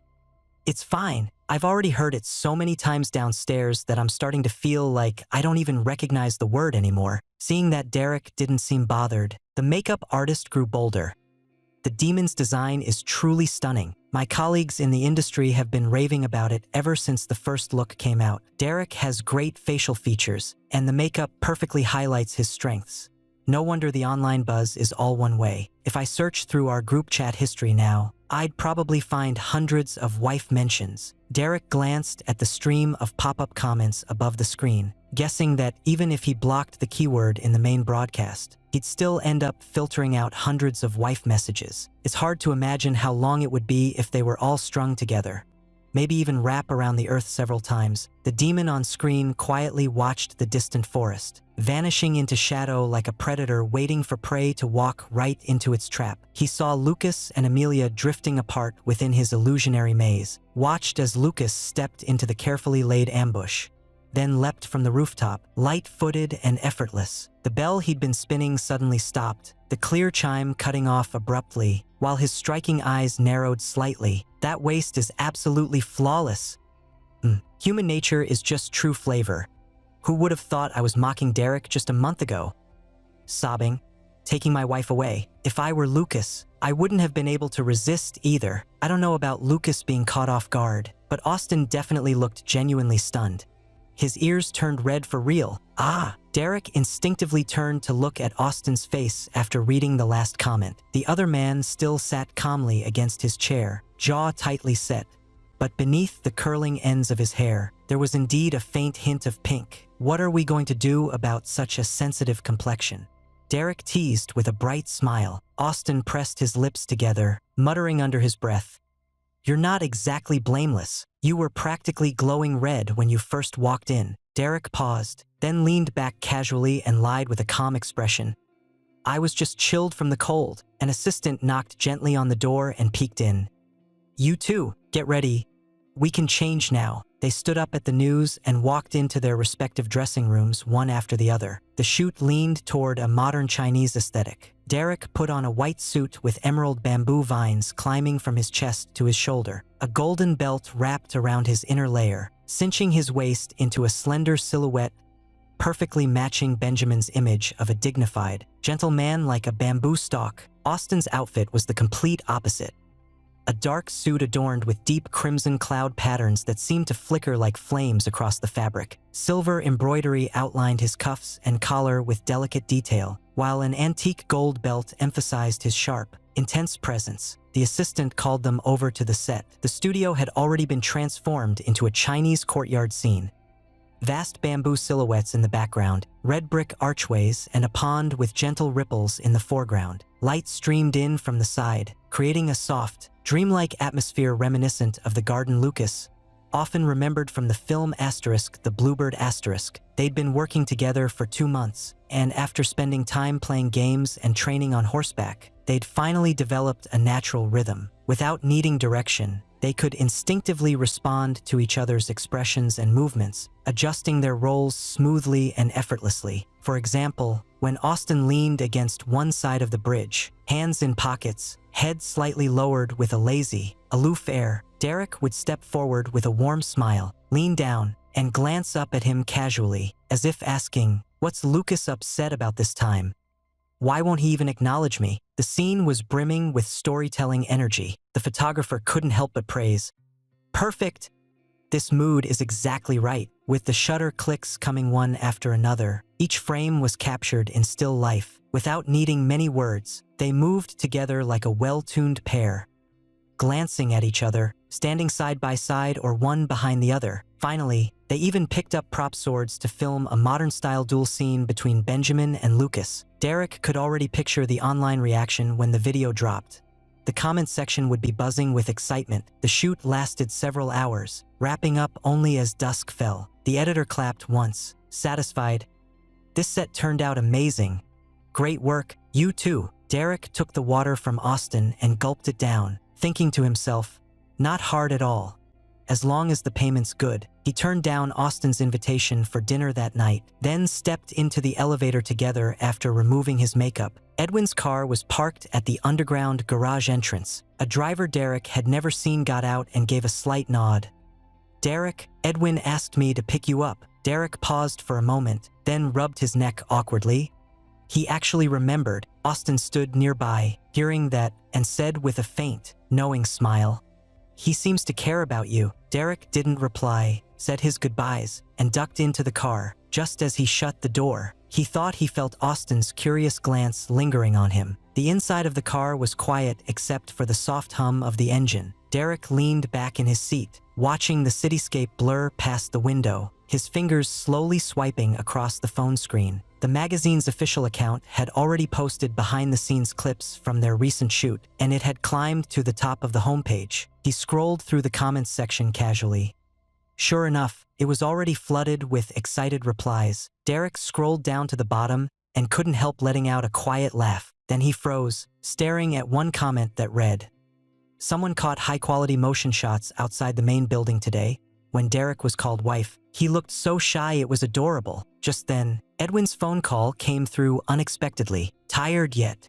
Edwin's voice came through the receiver. "Not really. Today's shoot went pretty smoothly." Derek replied, "I had James put a dessert in the fridge for you. You can grab it when you're ready." Derek wasn't sure if the treat was meant just for him, but after a long afternoon at work and his stomach loudly reminding him it was hungry, he reached over to pull up the seat back. But before he could even open the fridge, Edwin's voice suddenly echoed in his ear. He said, "Honey." Derek's ears turned warm, and his face instantly flushed. A soft laugh seemed to come through the receiver. Then Edwin spoke in a low voice. "Why do they all call you honey? You should only have me as your official partner. Shouldn't it be me saying it?"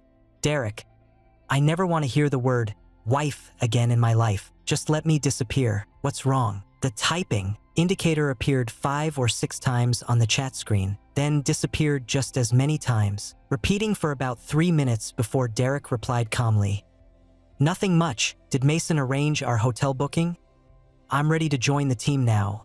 Right this second. I really need to get out of this city. Hey, why so rushed all of a sudden? Little Sia, you saw the Weibo comments, right? Just being called wife. We've all been teased like that before. It's not a big deal. But today, someone actually showed up at Maverick's live stream asking if they could set up a few scenes for you in *, the long night *, preferably with that kind of outfit, the one from Inshua." Derek glanced at his phone again and noticed the conversation with Levi had once more switched back to honey. He felt like he was about to snap. No. Just suddenly feeling super eager to get back to work. "I really need to jump into the project as soon as possible. I'm already on site.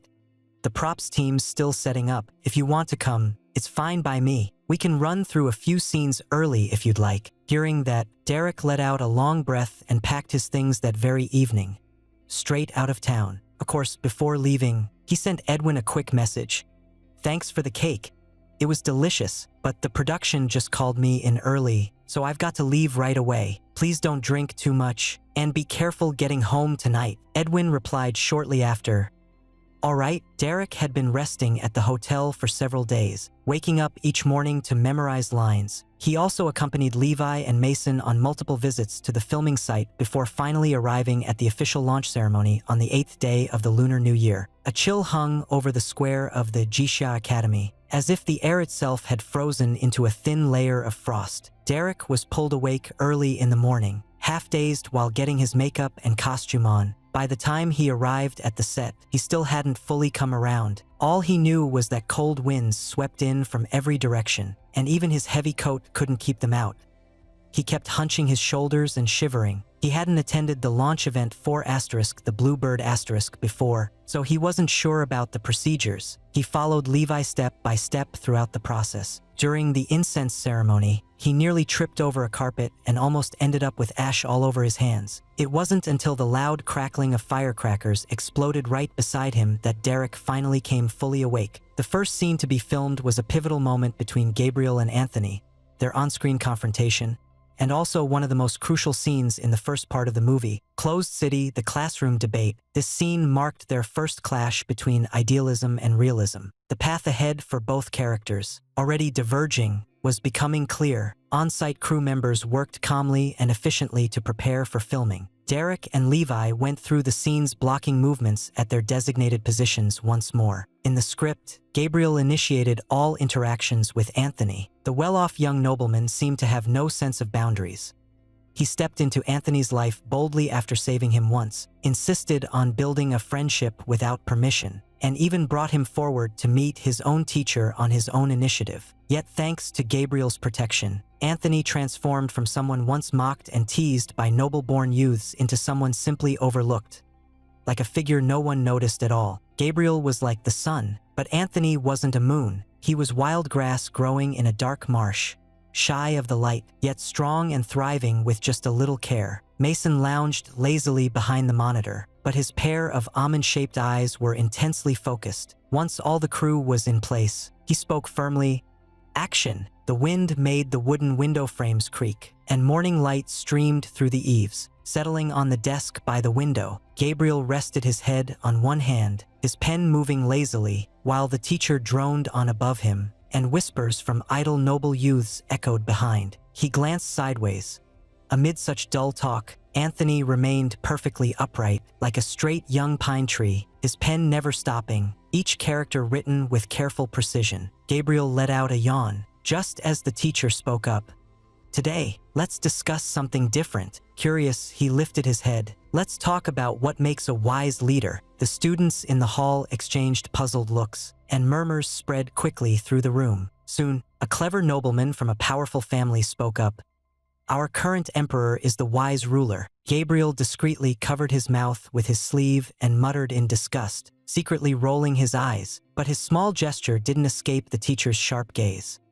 His ruler tapped the desk sharply, and a pair of piercing eyes turned toward him. What do you think, Xingji? Gabriel didn't flinch when called upon. Calmly and deliberately, he stood up, adjusting his slightly wrinkled robe as he did so. A wise ruler brings blessings to the people and wins over the world through virtue, he said, his voice clear and bright like a refreshing breeze. Anthony kept his head down, studying the text before him. As Gabriel continued speaking confidently, the teacher's expression softened with approval. Normally, he wouldn't have spoken up like this, but yesterday, he had overheard that a high-ranking guest had arrived at the academy, and today, that person was sitting behind the screen. Unlike his fellow students from noble families, who could live comfortably off their family's legacy even if they did nothing at all, he couldn't afford to rely on privilege. He had no choice but to depend solely on himself. As soon as Gabriel finished speaking, he quickly countered with, "Not quite." His sharp, piercing eyes held a cold gleam, like a still, dark lake with no trace of ripples, so deep and shadowed it made one uneasy. A true leader does not seek the people's affection. He knew who was sitting behind the screen. The Crown Prince, recently criticized for harsh conduct just days prior. Anthony deliberately raised his voice, speaking clearly and firmly, a stark contrast to his usual quiet demeanor. Even Gabriel was taken aback, unsure why Anthony would speak up so suddenly. Virtue may be soft as silk, but power is forged in iron. Only the strong can rule the world, and only strength commands loyalty. His tone remained calm, yet his voice carried an unfamiliar chill, like frost descending without warning, silencing the entire classroom for a moment. Students lowered their heads in silence, holding their breath. Only the noble figure behind the screen showed no change, quietly pressing the scroll in hand. Gabriel frowned slightly and said, "Anthony, your words sound rather harsh." Though his smile remained gentle on the surface, his eyes now held a new seriousness. He slowly turned around, hands folded together, gazing at Anthony with clear, steady eyes like polished jade. If only strength can rule the world, then aren't the safety of the people just sacrifices in power struggles, slaves beneath chains? Power over others is the way of a tyrant, not a wise ruler. Anthony looked up at him with cold detachment, his lips slightly curved into a half-smile. His fingers lightly tapped the scroll, producing distinct sounds like distant drum beats. A tyrant and a wise ruler are only separated by a single thought. What you speak of, benevolence spreading across the land, is too idealistic, merely an empty dream that stands too high to last. His words were blunt and unyielding, filling the classroom with tension, like quiet storm clouds gathering. The teacher's expression shifted slightly, yet he said nothing. Behind the screen, the noble figure gave a faint, barely noticeable smile, casually sketching on the scroll. "I disagree," Gabriel said calmly. "The peace and prosperity of all people should never be just a tool in a ruler's policies. A true wise leader must place the world at their heart, the people at their mind, not power above all." Anthony suddenly smiled at him. His striking features were split by sunlight into sharp contrasts, like a venomous snake lurking in a shadowy forest. He spoke slowly and deliberately, each word clear. "Xingji, what you describe is the path of a sage, not a ruler. How could he protect his vision if he lacks the strength to hold back surrounding lords?" Despite speaking in an unusually calm and gentle tone, it sent a chill down everyone's spine. Gabriel narrowed his eyes slightly, the warmth in his smile fading. He stepped forward, meeting Anthony's gaze across the desk, speaking with firm resolve. "Power may suppress for a moment, but it cannot win hearts. A true wise ruler wins people over through virtue, making common folk respect them and lords trust them. They don't obey out of fear, but choose to follow willingly. What you call rule by strength is just missing the real foundation." His eyes burned with intensity, as though even the stormy snow could not extinguish the fire within his spirit. Yet Anthony remained unmoved by his passion, simply staring back coldly, a faint, indifferent smile still resting on his lips. Then, from behind the screen, a noble figure let out a soft hum. whether in agreement or disdain was unclear. Anthony knew his goal had been achieved, so he no longer pressed further. Instead, he sighed faintly, "Yet what you say is hardly more than a dream of the powerless toward those in power, dreaming of mercy from those above, dreaming that one's suffering would finally be seen, that someone would come to save them. How absurd. Gabriel, how could you be so naive?" In the study, silence settled like a blanket. Only the wind howling through the window frames broke the stillness. Gabriel's gaze dimmed slightly. He looked at Anthony, as if seeing beyond the cold, striking surface to something deeper within. But Anthony had already lowered his head, absorbed in turning the pages of his book. Like their heated exchange had been mere idle words, leaving no trace worth keeping. Yet despite everything, Gabriel harbored no ill will toward him. By evening, he even brought 2 jars of wine to visit personally. Anthony couldn't understand why the man acted as if nothing had happened. He tried to close the door, but Gabriel's leg was already wedged inside. So he resigned himself and let him in. Gabriel leaned back in the wooden chair, his slender fingers lifting the wine jug and pouring 2 cups. He raised his glass, scanning the cold expression across from Anthony, then spoke aloud. "Anthony, today truly opened my eyes. I thought you'd avoid debates like this." Anthony didn't respond right away, but instead asked, "Do you really believe your ideals could ever take root in such a corrupt world?" As he spoke, he leaned forward slightly, pressing his hands on the table. His striking eyes shimmered under the flickering candlelight, glowing with intensity. His voice dropped low, as if fearing even the wind might overhear. "The heavens are high and power is absolute. Ordinary lives are worth nothing. Your words sound noble enough, but in a world where hearts sink into mud, who truly cares about clarity or kindness?" His crimson lips moved gently, revealing the soft tip of his tongue behind white teeth. Slender and sharp, like a serpent's flicker, thick with unseen danger, Gabriel remained unmoved by the attempt to sway him. In the dancing candlelight, his gaze grew brighter. He fixed his eyes on Anthony, speaking with firm resolve, each word clear and steady. "Anthony, it's precisely because the world is so dark that we need someone to hold on to clarity. If everyone gave up like you suggest, accepting their fate beneath layers of dirt, then this world would never know true light again." Anthony paused, then let out a quiet laugh. "Gabriel, you truly are an odd one. I hope you never end up regretting this." Cut. With Mason's call to stop, the set instantly settled into calm. Crew members began busily checking equipment, while actors went their separate ways. Derek quickly darted out of the camera's focus and snatched the down jacket Jack handed him, pulling it on in a hurry. Levi watched him shiver several times, then blow warm air onto his reddened hands for half a minute before finally rubbing them together and moving over to the monitor. Mason had just taken a phone call and disappeared somewhere. The 2 of them crouched one behind the other in front of the monitor to go over the recent performance. Before long, a close-up of Derek's facial expression appeared on screen. In the shot, his features and subtle expressions were magnified to the extreme. Eyebrows slightly lifted, dark thick lashes, deep black pupils radiating an intense coldness that felt hard to look at directly, like a serpent's eyes from the depths of a dark pit. Just one glance sent a chill down your spine, as if a hidden venomous snake was ready to strike and crush its prey's neck at any moment. Yet there was something strangely captivating about it. Levi suddenly let out a quiet laugh. Derek looked up at him curiously and asked, "What's wrong, man? Have you ever heard a saying like this?" Derek had no idea what he meant. Levi opened his mouth as if to speak, but before he could say a word, he heard Mason's loud footsteps approaching from behind. "Let him die. That second-rate movie has ruined his mind. I'm not changing a thing.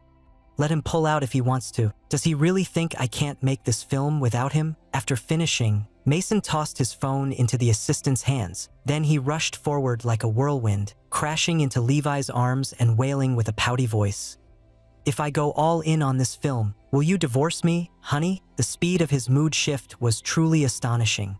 One of the investors' 4 wind rises through the long night has withdrawn funding. The reason was that this investor, on a whim, glanced at the script and decided that such serious political drama didn't fit current market trends and would surely fail at the box office, losing everything. So he called Mason directly, asking him to add more focus on Gabriel and Anthony's relationship, dig deeper into Anthony's connection with the Crown Prince, and even include some suggestive scenes to attract audiences.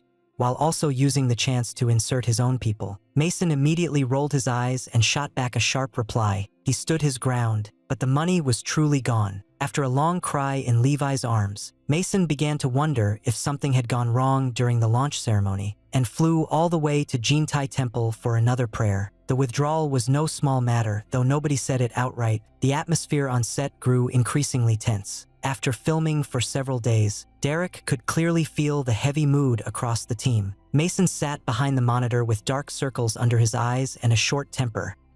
Nobody dared to approach him except Levi. His mood was indeed low, but he didn't lash out at others much. Derek had several takes that didn't go well, yet Mason never said a harsh word. Besides venting angrily during breaks about the investor who vanished, he was still fairly composed as a boss. Yet, with funding tightening due to the withdrawal, the crew's quality of life dropped noticeably. Meals were cut first. What started as 3 dishes and a soup became 2 dishes and a soup, then finally just 1 dish and a soup depending on what the chef could manage. The amount of meat in lunch boxes kept shrinking, while vegetables and rice took center stage. Since the budget for sets and costumes couldn't be reduced, cuts had to come from elsewhere. What's this today?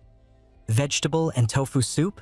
Jack sat in the corner with his tray, poking at the edge of his bowl while sighing. If things keep going like this, I'll have to borrow a meal from some classmates on the neighboring set. Derek scraped the bottom of his lunchbox, thinking maybe he'd sneak out tonight for a quick bite. He was starting to struggle with this routine. Derek, don't even say it. Our neighboring historical romance drama might be overly dramatic, but they've got real money. Today, their crew is having a seafood buffet. Derek couldn't help but feel a little hungry hearing that. He pulled his down jacket tighter around himself, watching Levi approach with the same lunchbox, then pretended to pout. Guess my grad school friend was right. Stay away from on-screen couples. That advice really holds up no matter what job you're in. Levi knew he was joking and didn't take offense, just gave him a gentle pat on the shoulder before sitting down beside him. All right, I've asked my assistant to grab coffee. Treats for all of you this afternoon. Derek dramatically covered his face with both hands. You won't feed me properly, then hand me some cheap energy drink like it's a reward. What kind of plan is that? Levi smirked slightly, dragging out the words playfully. Just got through calming down one drama queen. Now I've got to handle another one? Derek looked up, pretending to glare at him before quickly pulling out his phone. Wait here. I'll create a side account and plant some subtle hints. Just wait till someone accidentally uncovers it later and uses it to publicly call you out. Levi just shrugged. Didn't you already post a complaint on your social feed yesterday? When he said that, Derek suddenly remembered last night's meal, which was utterly unappetizing. Most actors with some fame bring their own meals when joining a production, but Derek didn't want to spend the money and also didn't think he was too delicate. Though he had often brought Jack extra food during the filming of The Blue Bird, most of the time he still ate what was provided by the crew. But these past few days, the lunch boxes were truly making him feel uneasy. Tasteless and dull, just like the food at their high school cafeteria. So he secretly vented on social media. To his annoyance, William was the first to respond with a smug comment, which only made Derek furious. He deleted the post right away, but Derek never expected this discomfort would end so soon. By morning of the next day, the entire set had completely transformed. The barrels of water once lined up on set were now replaced with a freshly brewed coffee machine. The usually sluggish crew members and camera operators were suddenly full of energy, gathering around the machine tinkering with it. Mason's dark circles had faded significantly, and his whole demeanor brightened up. He looked as vibrant and confident as he did when he won his award years ago. Derek went through makeup without understanding what was going on. Later, from other actors, he heard that a mysterious investor had suddenly joined the team, pouring in a large sum of money and bringing along various improvements. Still unaware of the truth, he joked with Levi during a break. Golden Temple really didn't disappoint me. Maybe I should visit it too next time, wishing for a life free from stress and a happy exit from the industry. Levi glanced at him and said, Maverick mentioned he had met this investor before, but they didn't reach an agreement. No one knows why the investor suddenly reached out to him yesterday. Derek felt a strange unease creeping in. He quietly pulled out his phone, scrolling through WeChat moments with no new updates. Then he glanced toward Mason. who was directing crew members setting up the stage from afar, and then back at Levi, calmly sipping coffee. "You know, this coffee machine makes a surprisingly good brew," Levi said. Suddenly, Derek remembered. Edwin's home had the same brand of coffee machine. That couldn't be a coincidence, could it? What exactly caused the disagreement back then? "I'm not entirely sure," Levi replied. "Probably just that they found the production timeline too long and expected a lower return on investment. You know how it is. Most people nowadays prefer fast return projects. Who'd want to wait around while you polish something artistic?" The more Derek thought about it, the weirder it seemed, so he pressed on. "Is Mason really close with this investor?" "Not particularly. Last night, he called saying he was ready to invest and offered a bundle of extra resources. He promised that as long as the film's overall vision stayed intact and filming went smoothly, he wouldn't interfere with creative decisions and had no additional demands." After some thought, Maverick figured it was too good to pass up.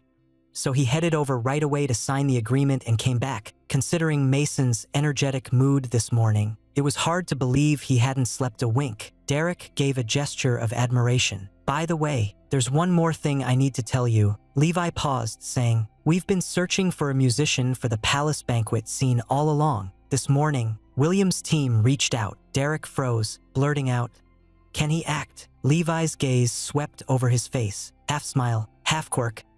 "I didn't expect your first reaction would be that." Derek looked confused. "Then what should I have said?" Levi shook his head. "Maybe I've read too many rumors lately. I just can't help but think he has ulterior motives." But Maverick did mention his acting ability. William's team said he's been taking classes recently and even brought funding to the project. But surprisingly, Derek's first thought was, hard to believe Mason flew all the way just for this. Does Jintai Temple really work that well? Maybe he should find a time to go there too and grab some of Mason's incredible luck. Levi let out a soft chuckle. "As long as you're not bothered, since Anthony has plenty of scenes with the musician." "You mean the scene where the prince's shady past gets exposed, and then he's silenced by a swift blade across his throat?" Derek said flatly, "That's not bad at all. I've noticed you've been acting out Anthony being mistreated lately, and you've looked like you were about to burst from frustration." Derek rubbed his hands together. "You're right. Especially with these barely there meals, I'm starting to feel completely worn out, just waiting for my chance to turn things around and take control, really make my mark. I've already rehearsed the movements and expressions for that dramatic moment a few times." He'd let loose all the frustration he's been holding in over these past few days, and if needed, he could add in everything from before too. Break time was over, and under the crew's direction, both men returned to their positions. Derek had assumed that once the funding was sorted out, lunch today would return to its usual standard. But after filming all morning and dragging his tired body back to the canteen, he froze in shock at what he saw. A long table filled with delicious dishes, aromatic roasted chicken, steaks, stir-fried shrimp, fresh sashimi, and desserts and fruits piled high. Like a whole gourmet kitchen team had been brought straight from a top restaurant. He'd actually underestimated it. The crew members were stunned as they queued up for food, whispering among themselves, "Who paid for this? Did Mason finally succeed in raising funds?" Derek even started wondering if he was just imagining things from hunger. The air was thick with the scent of roasting meat and sweet desserts, flooding straight into his exhausted stomach, already worn down by days of plain crew meals. Derek eagerly pushed his way in, grabbed a tray, loaded up on grilled chicken and vegetables, scooped a generous helping of what looked like delicious cream soup, and kept one ear open to overhear the crew members' gossip. "I heard this meal was arranged directly by the new investor, who wished for it to stay at this quality every single day. I wish that were true, but where did Mason even find the funding? He's been so mysterious about it all. Could it be him?" The speaker lowered their voice slightly. "I heard William is coming to shoot a scene. Probably a gift from the Mu family for the young master. After all, this is his first time, so they wouldn't want to skimp on the treatment. But isn't William's connection with the Mu group usually pretty weak? Still, couldn't possibly be anyone else, could it?" Derek felt a sudden jolt. Could he have actually been right all along? Sure enough, just a few minutes later, he received a message from Edwin. "How's it tasting?" Derek stared at the message, and in an instant, everything clicked into place. He held his phone tightly, his expression mixed as he replied, "It really is you. Yes, James said your crew was about to run out of food. Derek replied, "It's not that extreme. I only mentioned the food hasn't been very good lately. You shouldn't have to post about it with a heavy heart today." Derek let out a small laugh and typed, "I'll speak for the whole crew. Thanks to Edwin for stepping in and saving us from hardship." Edwin took a while to respond, but instead of replying to Derek's message, he said, "I'd like to visit the set tomorrow. I heard the costumes and makeup this time are even more stunning than last time." Derek didn't expect Austin to show up at the filming location. He had been waiting for Edwin. Actually, he wasn't exactly waiting for Edwin. Last night's message had kept him tossing and turning all night. Even if he didn't want to admit it, Derek still felt that Edwin might have a bit of something. For him, he was afraid the same thing from the Bluebird set would happen again and wanted to decline, but he worried it would seem overly dramatic. He finally made it to morning, nervously filming several scenes in a row without catching sight of Edwin. He couldn't quite put his finger on what he was feeling.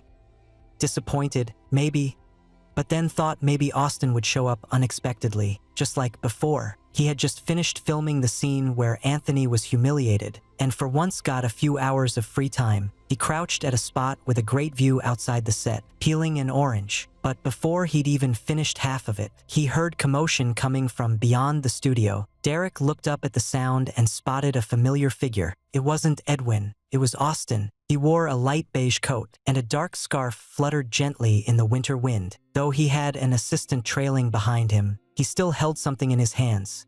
Seemed like a bucket at first glance, which didn't quite match his usual calm demeanor, yet somehow gave off a warm, homey vibe. Derek couldn't help but let out a soft chuckle. You have to admit, the two of them are totally different in style. No surprise they ended up as rivals right from the start. "What are you doing here?"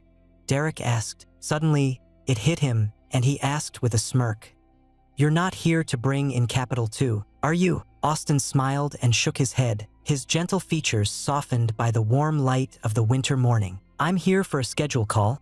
I got a variety show filming nearby, and I'm also doing a little errand," Austin said, lifting the thermos in his hand and gesturing toward Derek. Then placing it gently on the desk, he lowered his voice. "Mom saw your social media post. She asked the housekeeper to make this specially and sent me over to bring it for you to keep up your strength." Derek hesitantly asked, "She saw my post too?" Austin chuckled. "As soon as you posted, we noticed it. She was actually considering donating to your team so you'd have better meals. But then she reached out to Mason's assistant and found out there's already a new investor. Still too late." Derek picked up the thermos, cradling it in his arms and opening the lid. The rich aroma of chicken soup instantly filled the air, and he swallowed hard. "Not too late. Anything that ends up in my stomach is on time." Austin glanced down at him and let out a soft laugh. "Your show starts when? Want to join us for lunch today?" Heard they're serving roasted shrimp. Austin opened his mouth, about to say, "How about I take Mom's place and treat you to a meal instead?" Before he could speak, William's clear voice rang out from nearby. "Derek, this is my first time filming. I'm completely unfamiliar with everything. Did you really just leave me behind? Don't you know what hospitality means?" William had probably just finished his costume fitting, still wearing the elaborate robes of a court musician. His long hair was neatly tied up, revealing a smooth forehead and striking features, while the well-fitted attire accentuated his slender frame, but with the arrogant expression on his face, like he owned half the world.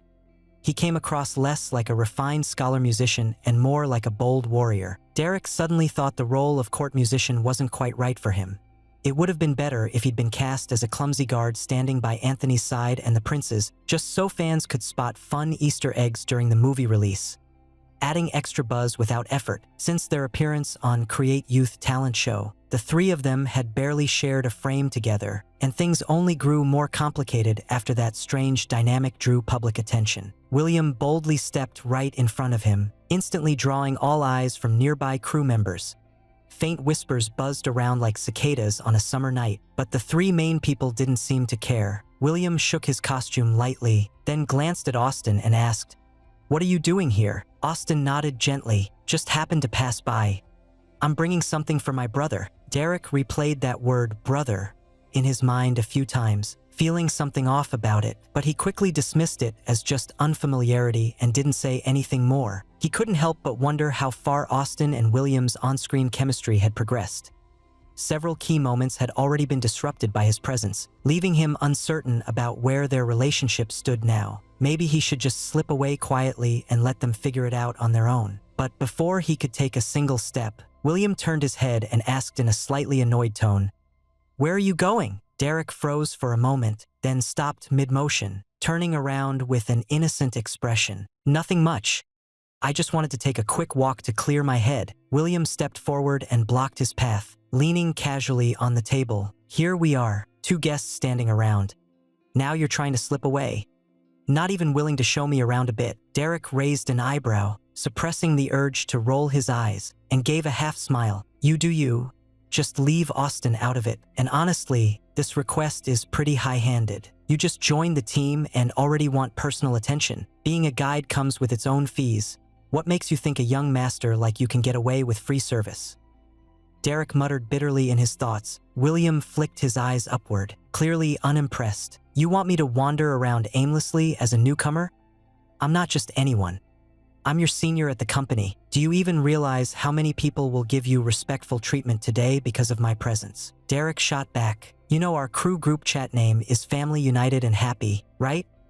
Be careful what you say. Mason might send his bird after you." "What on earth are you talking about?" "It means our crew gets along really well, so stop spreading rumors." Kid, he'd never seen such a peaceful working relationship in his life. Thanks to Mason. Derek turned to Austin with a look that said it all, hesitating for a few seconds before finally saying, "Maybe we should just call it off." Austin looked confused. "What?" Derek let out a sigh, staring at Austin's face for several seconds before shaking his head in resignation. "Never mind. Let's just go get something to eat. Wonder if the restaurant has served yet." "I'm not interested in eating at a restaurant," William said lazily, half leaning on the table as he pointed first at himself and then at Austin. "It's my first time acting. This guy traveled all the way here just to deliver something for you. Don't you owe us a meal?" Derek countered. "Didn't you say yourself last time that even if I wanted to treat you, you didn't want to eat anyway?" William said firmly, "I've changed my mind. I think this meal might actually be worth having." Austin's gaze drifted over William's face before shifting back to Derek. "Or maybe I'll treat you both. I've eaten at a small place nearby during a shoot before, and the food was pretty good." With a slight twitch of his lips, he gave William a half smile. "It's just a bit plain." William might not be used to places like that, probably wouldn't want to join us anyway. Derek suddenly felt like giving Austin a round of applause, but William didn't seem to mind Austin's mention of the modest setting, raising one eyebrow as he said, "I don't mind at all. I'm fine with whatever. Thanks. I'm not really." Before he could finish, another voice cut in. "I thought today was just a plan between the two of us." Derek never expected things to turn out this way. He'd only wanted to finish filming quietly, grab a meal, handle the brief interaction with Edwin when he arrived, and then head back to his room for a nap. Yet somehow it had turned into a dramatic scene straight out of a soap opera. As he ladled soup into bowls, he couldn't help but sigh inwardly. Maybe he really was born to attract intense situations. The moment these four people were together was clearly more thrilling than the drama they were currently filming. He glanced at Edwin sitting beside him, wearing a high-quality gray-black turtleneck sweater, layered with a sleek black leather coat. Black gloves covered his hands, folded neatly across his lap, giving off an air of calm elegance. Although Derek always thought Edwin looked perfect in dark tones, he still preferred the woolen coat Edwin wore on New Year's Eve. So refined and aloof, almost untouchable, but just one slight lift of his eyelids toward him was enough to make someone's knees go weak. Noticing Derek's lingering gaze, Edwin turned his head slightly to look at him. Derek smiled, passed the bowl of soup to him, then settled back into his seat. Austin's recommended restaurant was a bit plain in appearance, but the rich aroma of cooking food filled the air with an unexpectedly comforting warmth. Austin had spoken to the owner ahead of time, so they were seated in a semi-open booth by the window. Outside lay an old alleyway. Winter sunlight after rain shimmered on the cobblestones, and the shadows of osmanthus trees swayed gently, adding a quiet sense of ease to the moment. If it weren't for these three sitting at the same table with him, his mood might have been much better. This couldn't even be scripted in a TV drama. he thought. These three seemed to each hold their own stance, eyes flicking between one another now and then without anyone speaking first, as if playing some odd version of statues. Though no tension was openly visible, Derek could almost hear the quiet sparks flying through the air. It was too strange. He felt like he couldn't breathe properly. Derek sighed, glanced down at his soup, and quietly took a sip. "Hey Derek, why didn't you share your soup with me?" William spoke up first, tone edged with mild annoyance and a hint of hurt. "Why do the other two get some but not me?" Derek grumbled, "I can't reach. Can't you just turn the bowl yourself?" William was momentarily speechless, but quickly shifted his eyes and pushed his empty bowl toward Derek with a bold tone. "How could you be so clueless about basic hospitality? I'm not leaving until you serve me." He looked up, about to speak, when Edwin suddenly cut in. "What are you even doing here?" Upon hearing that, William's domineering attitude sharpened. He sat up straight, crossed his arms, and let out a cold scoff. "I'm here for my job. Filming this project. What's it to you? And I haven't asked what asterisk you're asterisk doing here. What are you even after?" Edwin glanced at him briefly, voice calm and steady. "You tell me." With that, he reached out and grabbed Derek's hand, letting out a quiet chuckle. "Never realized you cared so much about my personal life." William watched as Edwin's fingers gently parted Derek's grip, his own hand settling over the back of Derek's, and his expression darkened slightly before he rolled his eyes in clear irritation. Derek pulled his fingers back slightly, feeling like the scene unfolding before him was like two stubborn lions circling each other. Except the prey, that doesn't make sense. Derek shot a quick glance toward Austin, hoping the calm and composed lead actor would step in to ease the tension. But Austin remained serene, sipping his soup, glancing briefly at the two brothers with no visible reaction on his face. But when he noticed Derek's gaze, he gave a slight curve to his lips and asked, "Shall we order now? Everything's gone haywire. Completely out of control." Derek stared at Edwin holding his hand, feeling like his mind was struggling to keep up. "Let's just order then," he murmured awkwardly. These few dishes here are their signature favorites. Want to give one a try?" Austin spoke gently, his expression still calm and composed, but his eyes didn't linger on anyone else as he passed the menu toward Derek. Derek glanced quickly over the list, but all his focus was now on the warm sensation against his wrist. He hadn't even registered what he'd pointed at and replied offhand, "How about the osmanthus fish and dry pot chicken?" "I don't like dry pot." William suddenly spoke up. "Pick something else." "All right, then how about braised pork?" Derek forced himself not to roll his eyes. It's too heavy." "I don't like it either," Edwin added quietly. Just then, Derek couldn't help but wonder if he was imagining things. His soft flesh near his little finger felt briefly brushed, making him shiver. He glanced over at Edwin, who looked completely calm, as if nothing had happened. "How about stir-fried greens instead? They're really healthy."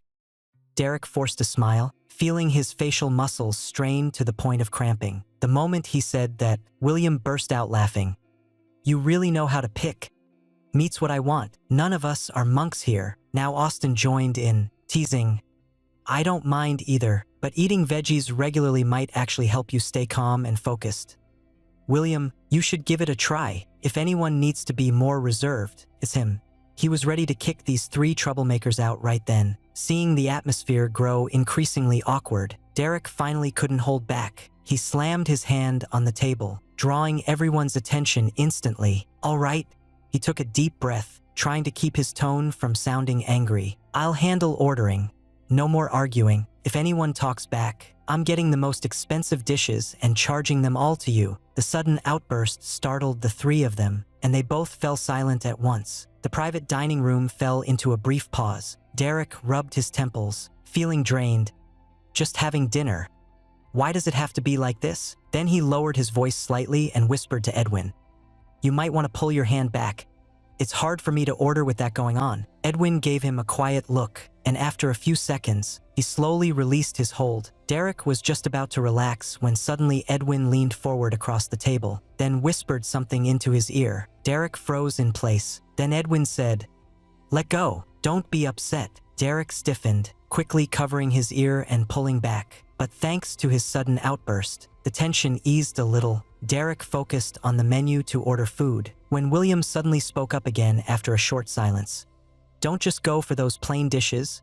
Order more Sichuan-style ones. You do like spicy food, don't you? Derek blinked in surprise. How did you know I like Sichuan food? William realized he might have slipped up, but always proud and unwilling to admit it. He shrugged nonchalantly. You've been on so many trending lists from that live stream.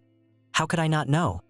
It's impossible to miss. Oh, Derek nodded, but a faint unease stirred in his mind. Still, go for a few lighter dishes, Austin said. Mom says you've always had a sensitive stomach since childhood, with the heavy schedule from *wind rising through long nights *. What if spicy food upsets you? And wasn't it not long after that live stream when you got all inflamed? Derek frowned. Wait, when was that? I saw the photo you two posted on social media during your script reading session. Wasn't your mouth all red and swollen? That wasn't from being overheated. It was. Derek's mind suddenly went blank with shock. He turned his head sharply, giving Edwin a look full of quiet accusation. But Edwin just looked back, clearly not recalling what had happened that night, his expression still tinged with confusion when their eyes met. It wasn't from being overheated, Derek said quickly, his face suddenly flushed. I just accidentally bit it. Austin noticed the discomfort in his tone and glanced between him and Edwin, a flicker of understanding passing through his eyes before he let it go without pressing further. Edwin, meanwhile, stared at Derek's lips as if lost in thought, but Derek didn't catch their reactions. He just focused on choosing a few spicy Sichuan dishes from the menu, then added some signature items Austin had recommended before passing it to the server. Soon after, the dishes arrived one by one. Derek finally felt that long-awaited sense of calm. This fish is also one of their signature dishes. It's really fresh. Give it a try, Austin said, scooping a small bowl and passing it toward him. Derek had just picked up a piece of spicy kidney slices and stuffed it into his mouth when he heard Austin's voice. Startled, he didn't react in time and ended up coughing hard from the heat. Be careful, Edwin said, just as he handed him a drink. At that moment, Austin also passed over a napkin. Derek coughed awkwardly twice, took the cup, downed it in one go, then thanked both of them. William, sitting across from him, made a dismissive sound. Can't even eat a dish without choking. Still have the nerve to call others childish? He didn't believe it and grabbed several thick pieces of kidney slices anyway, shoving them into his mouth with gusto, only to cough worse than Derek. Edwin, don't look at me. I'm not related to him. Who cares? Do you really think I'd choose to treat you like a brother or anything? Derek quietly pushed the drink on the table toward him, sighing with mild frustration. Why don't you drink something first before talking? William quickly opened a can of soda and guzzled down a big gulp. After coughing several times, he finally calmed down. He slumped back in his seat, took a deep breath, turned the plate around, and said, "All right, this stuff is seriously spicy. Just stick to the fish." Austin pushed the white porcelain bowl slightly closer to him again. The fish has bones, he reminded. Be careful. Edwin's brow twitched almost imperceptibly, and without saying anything further, he picked up his chopsticks and scooped a spoonful of tofu for Derek. His voice was calm as he said, "This one tastes good too.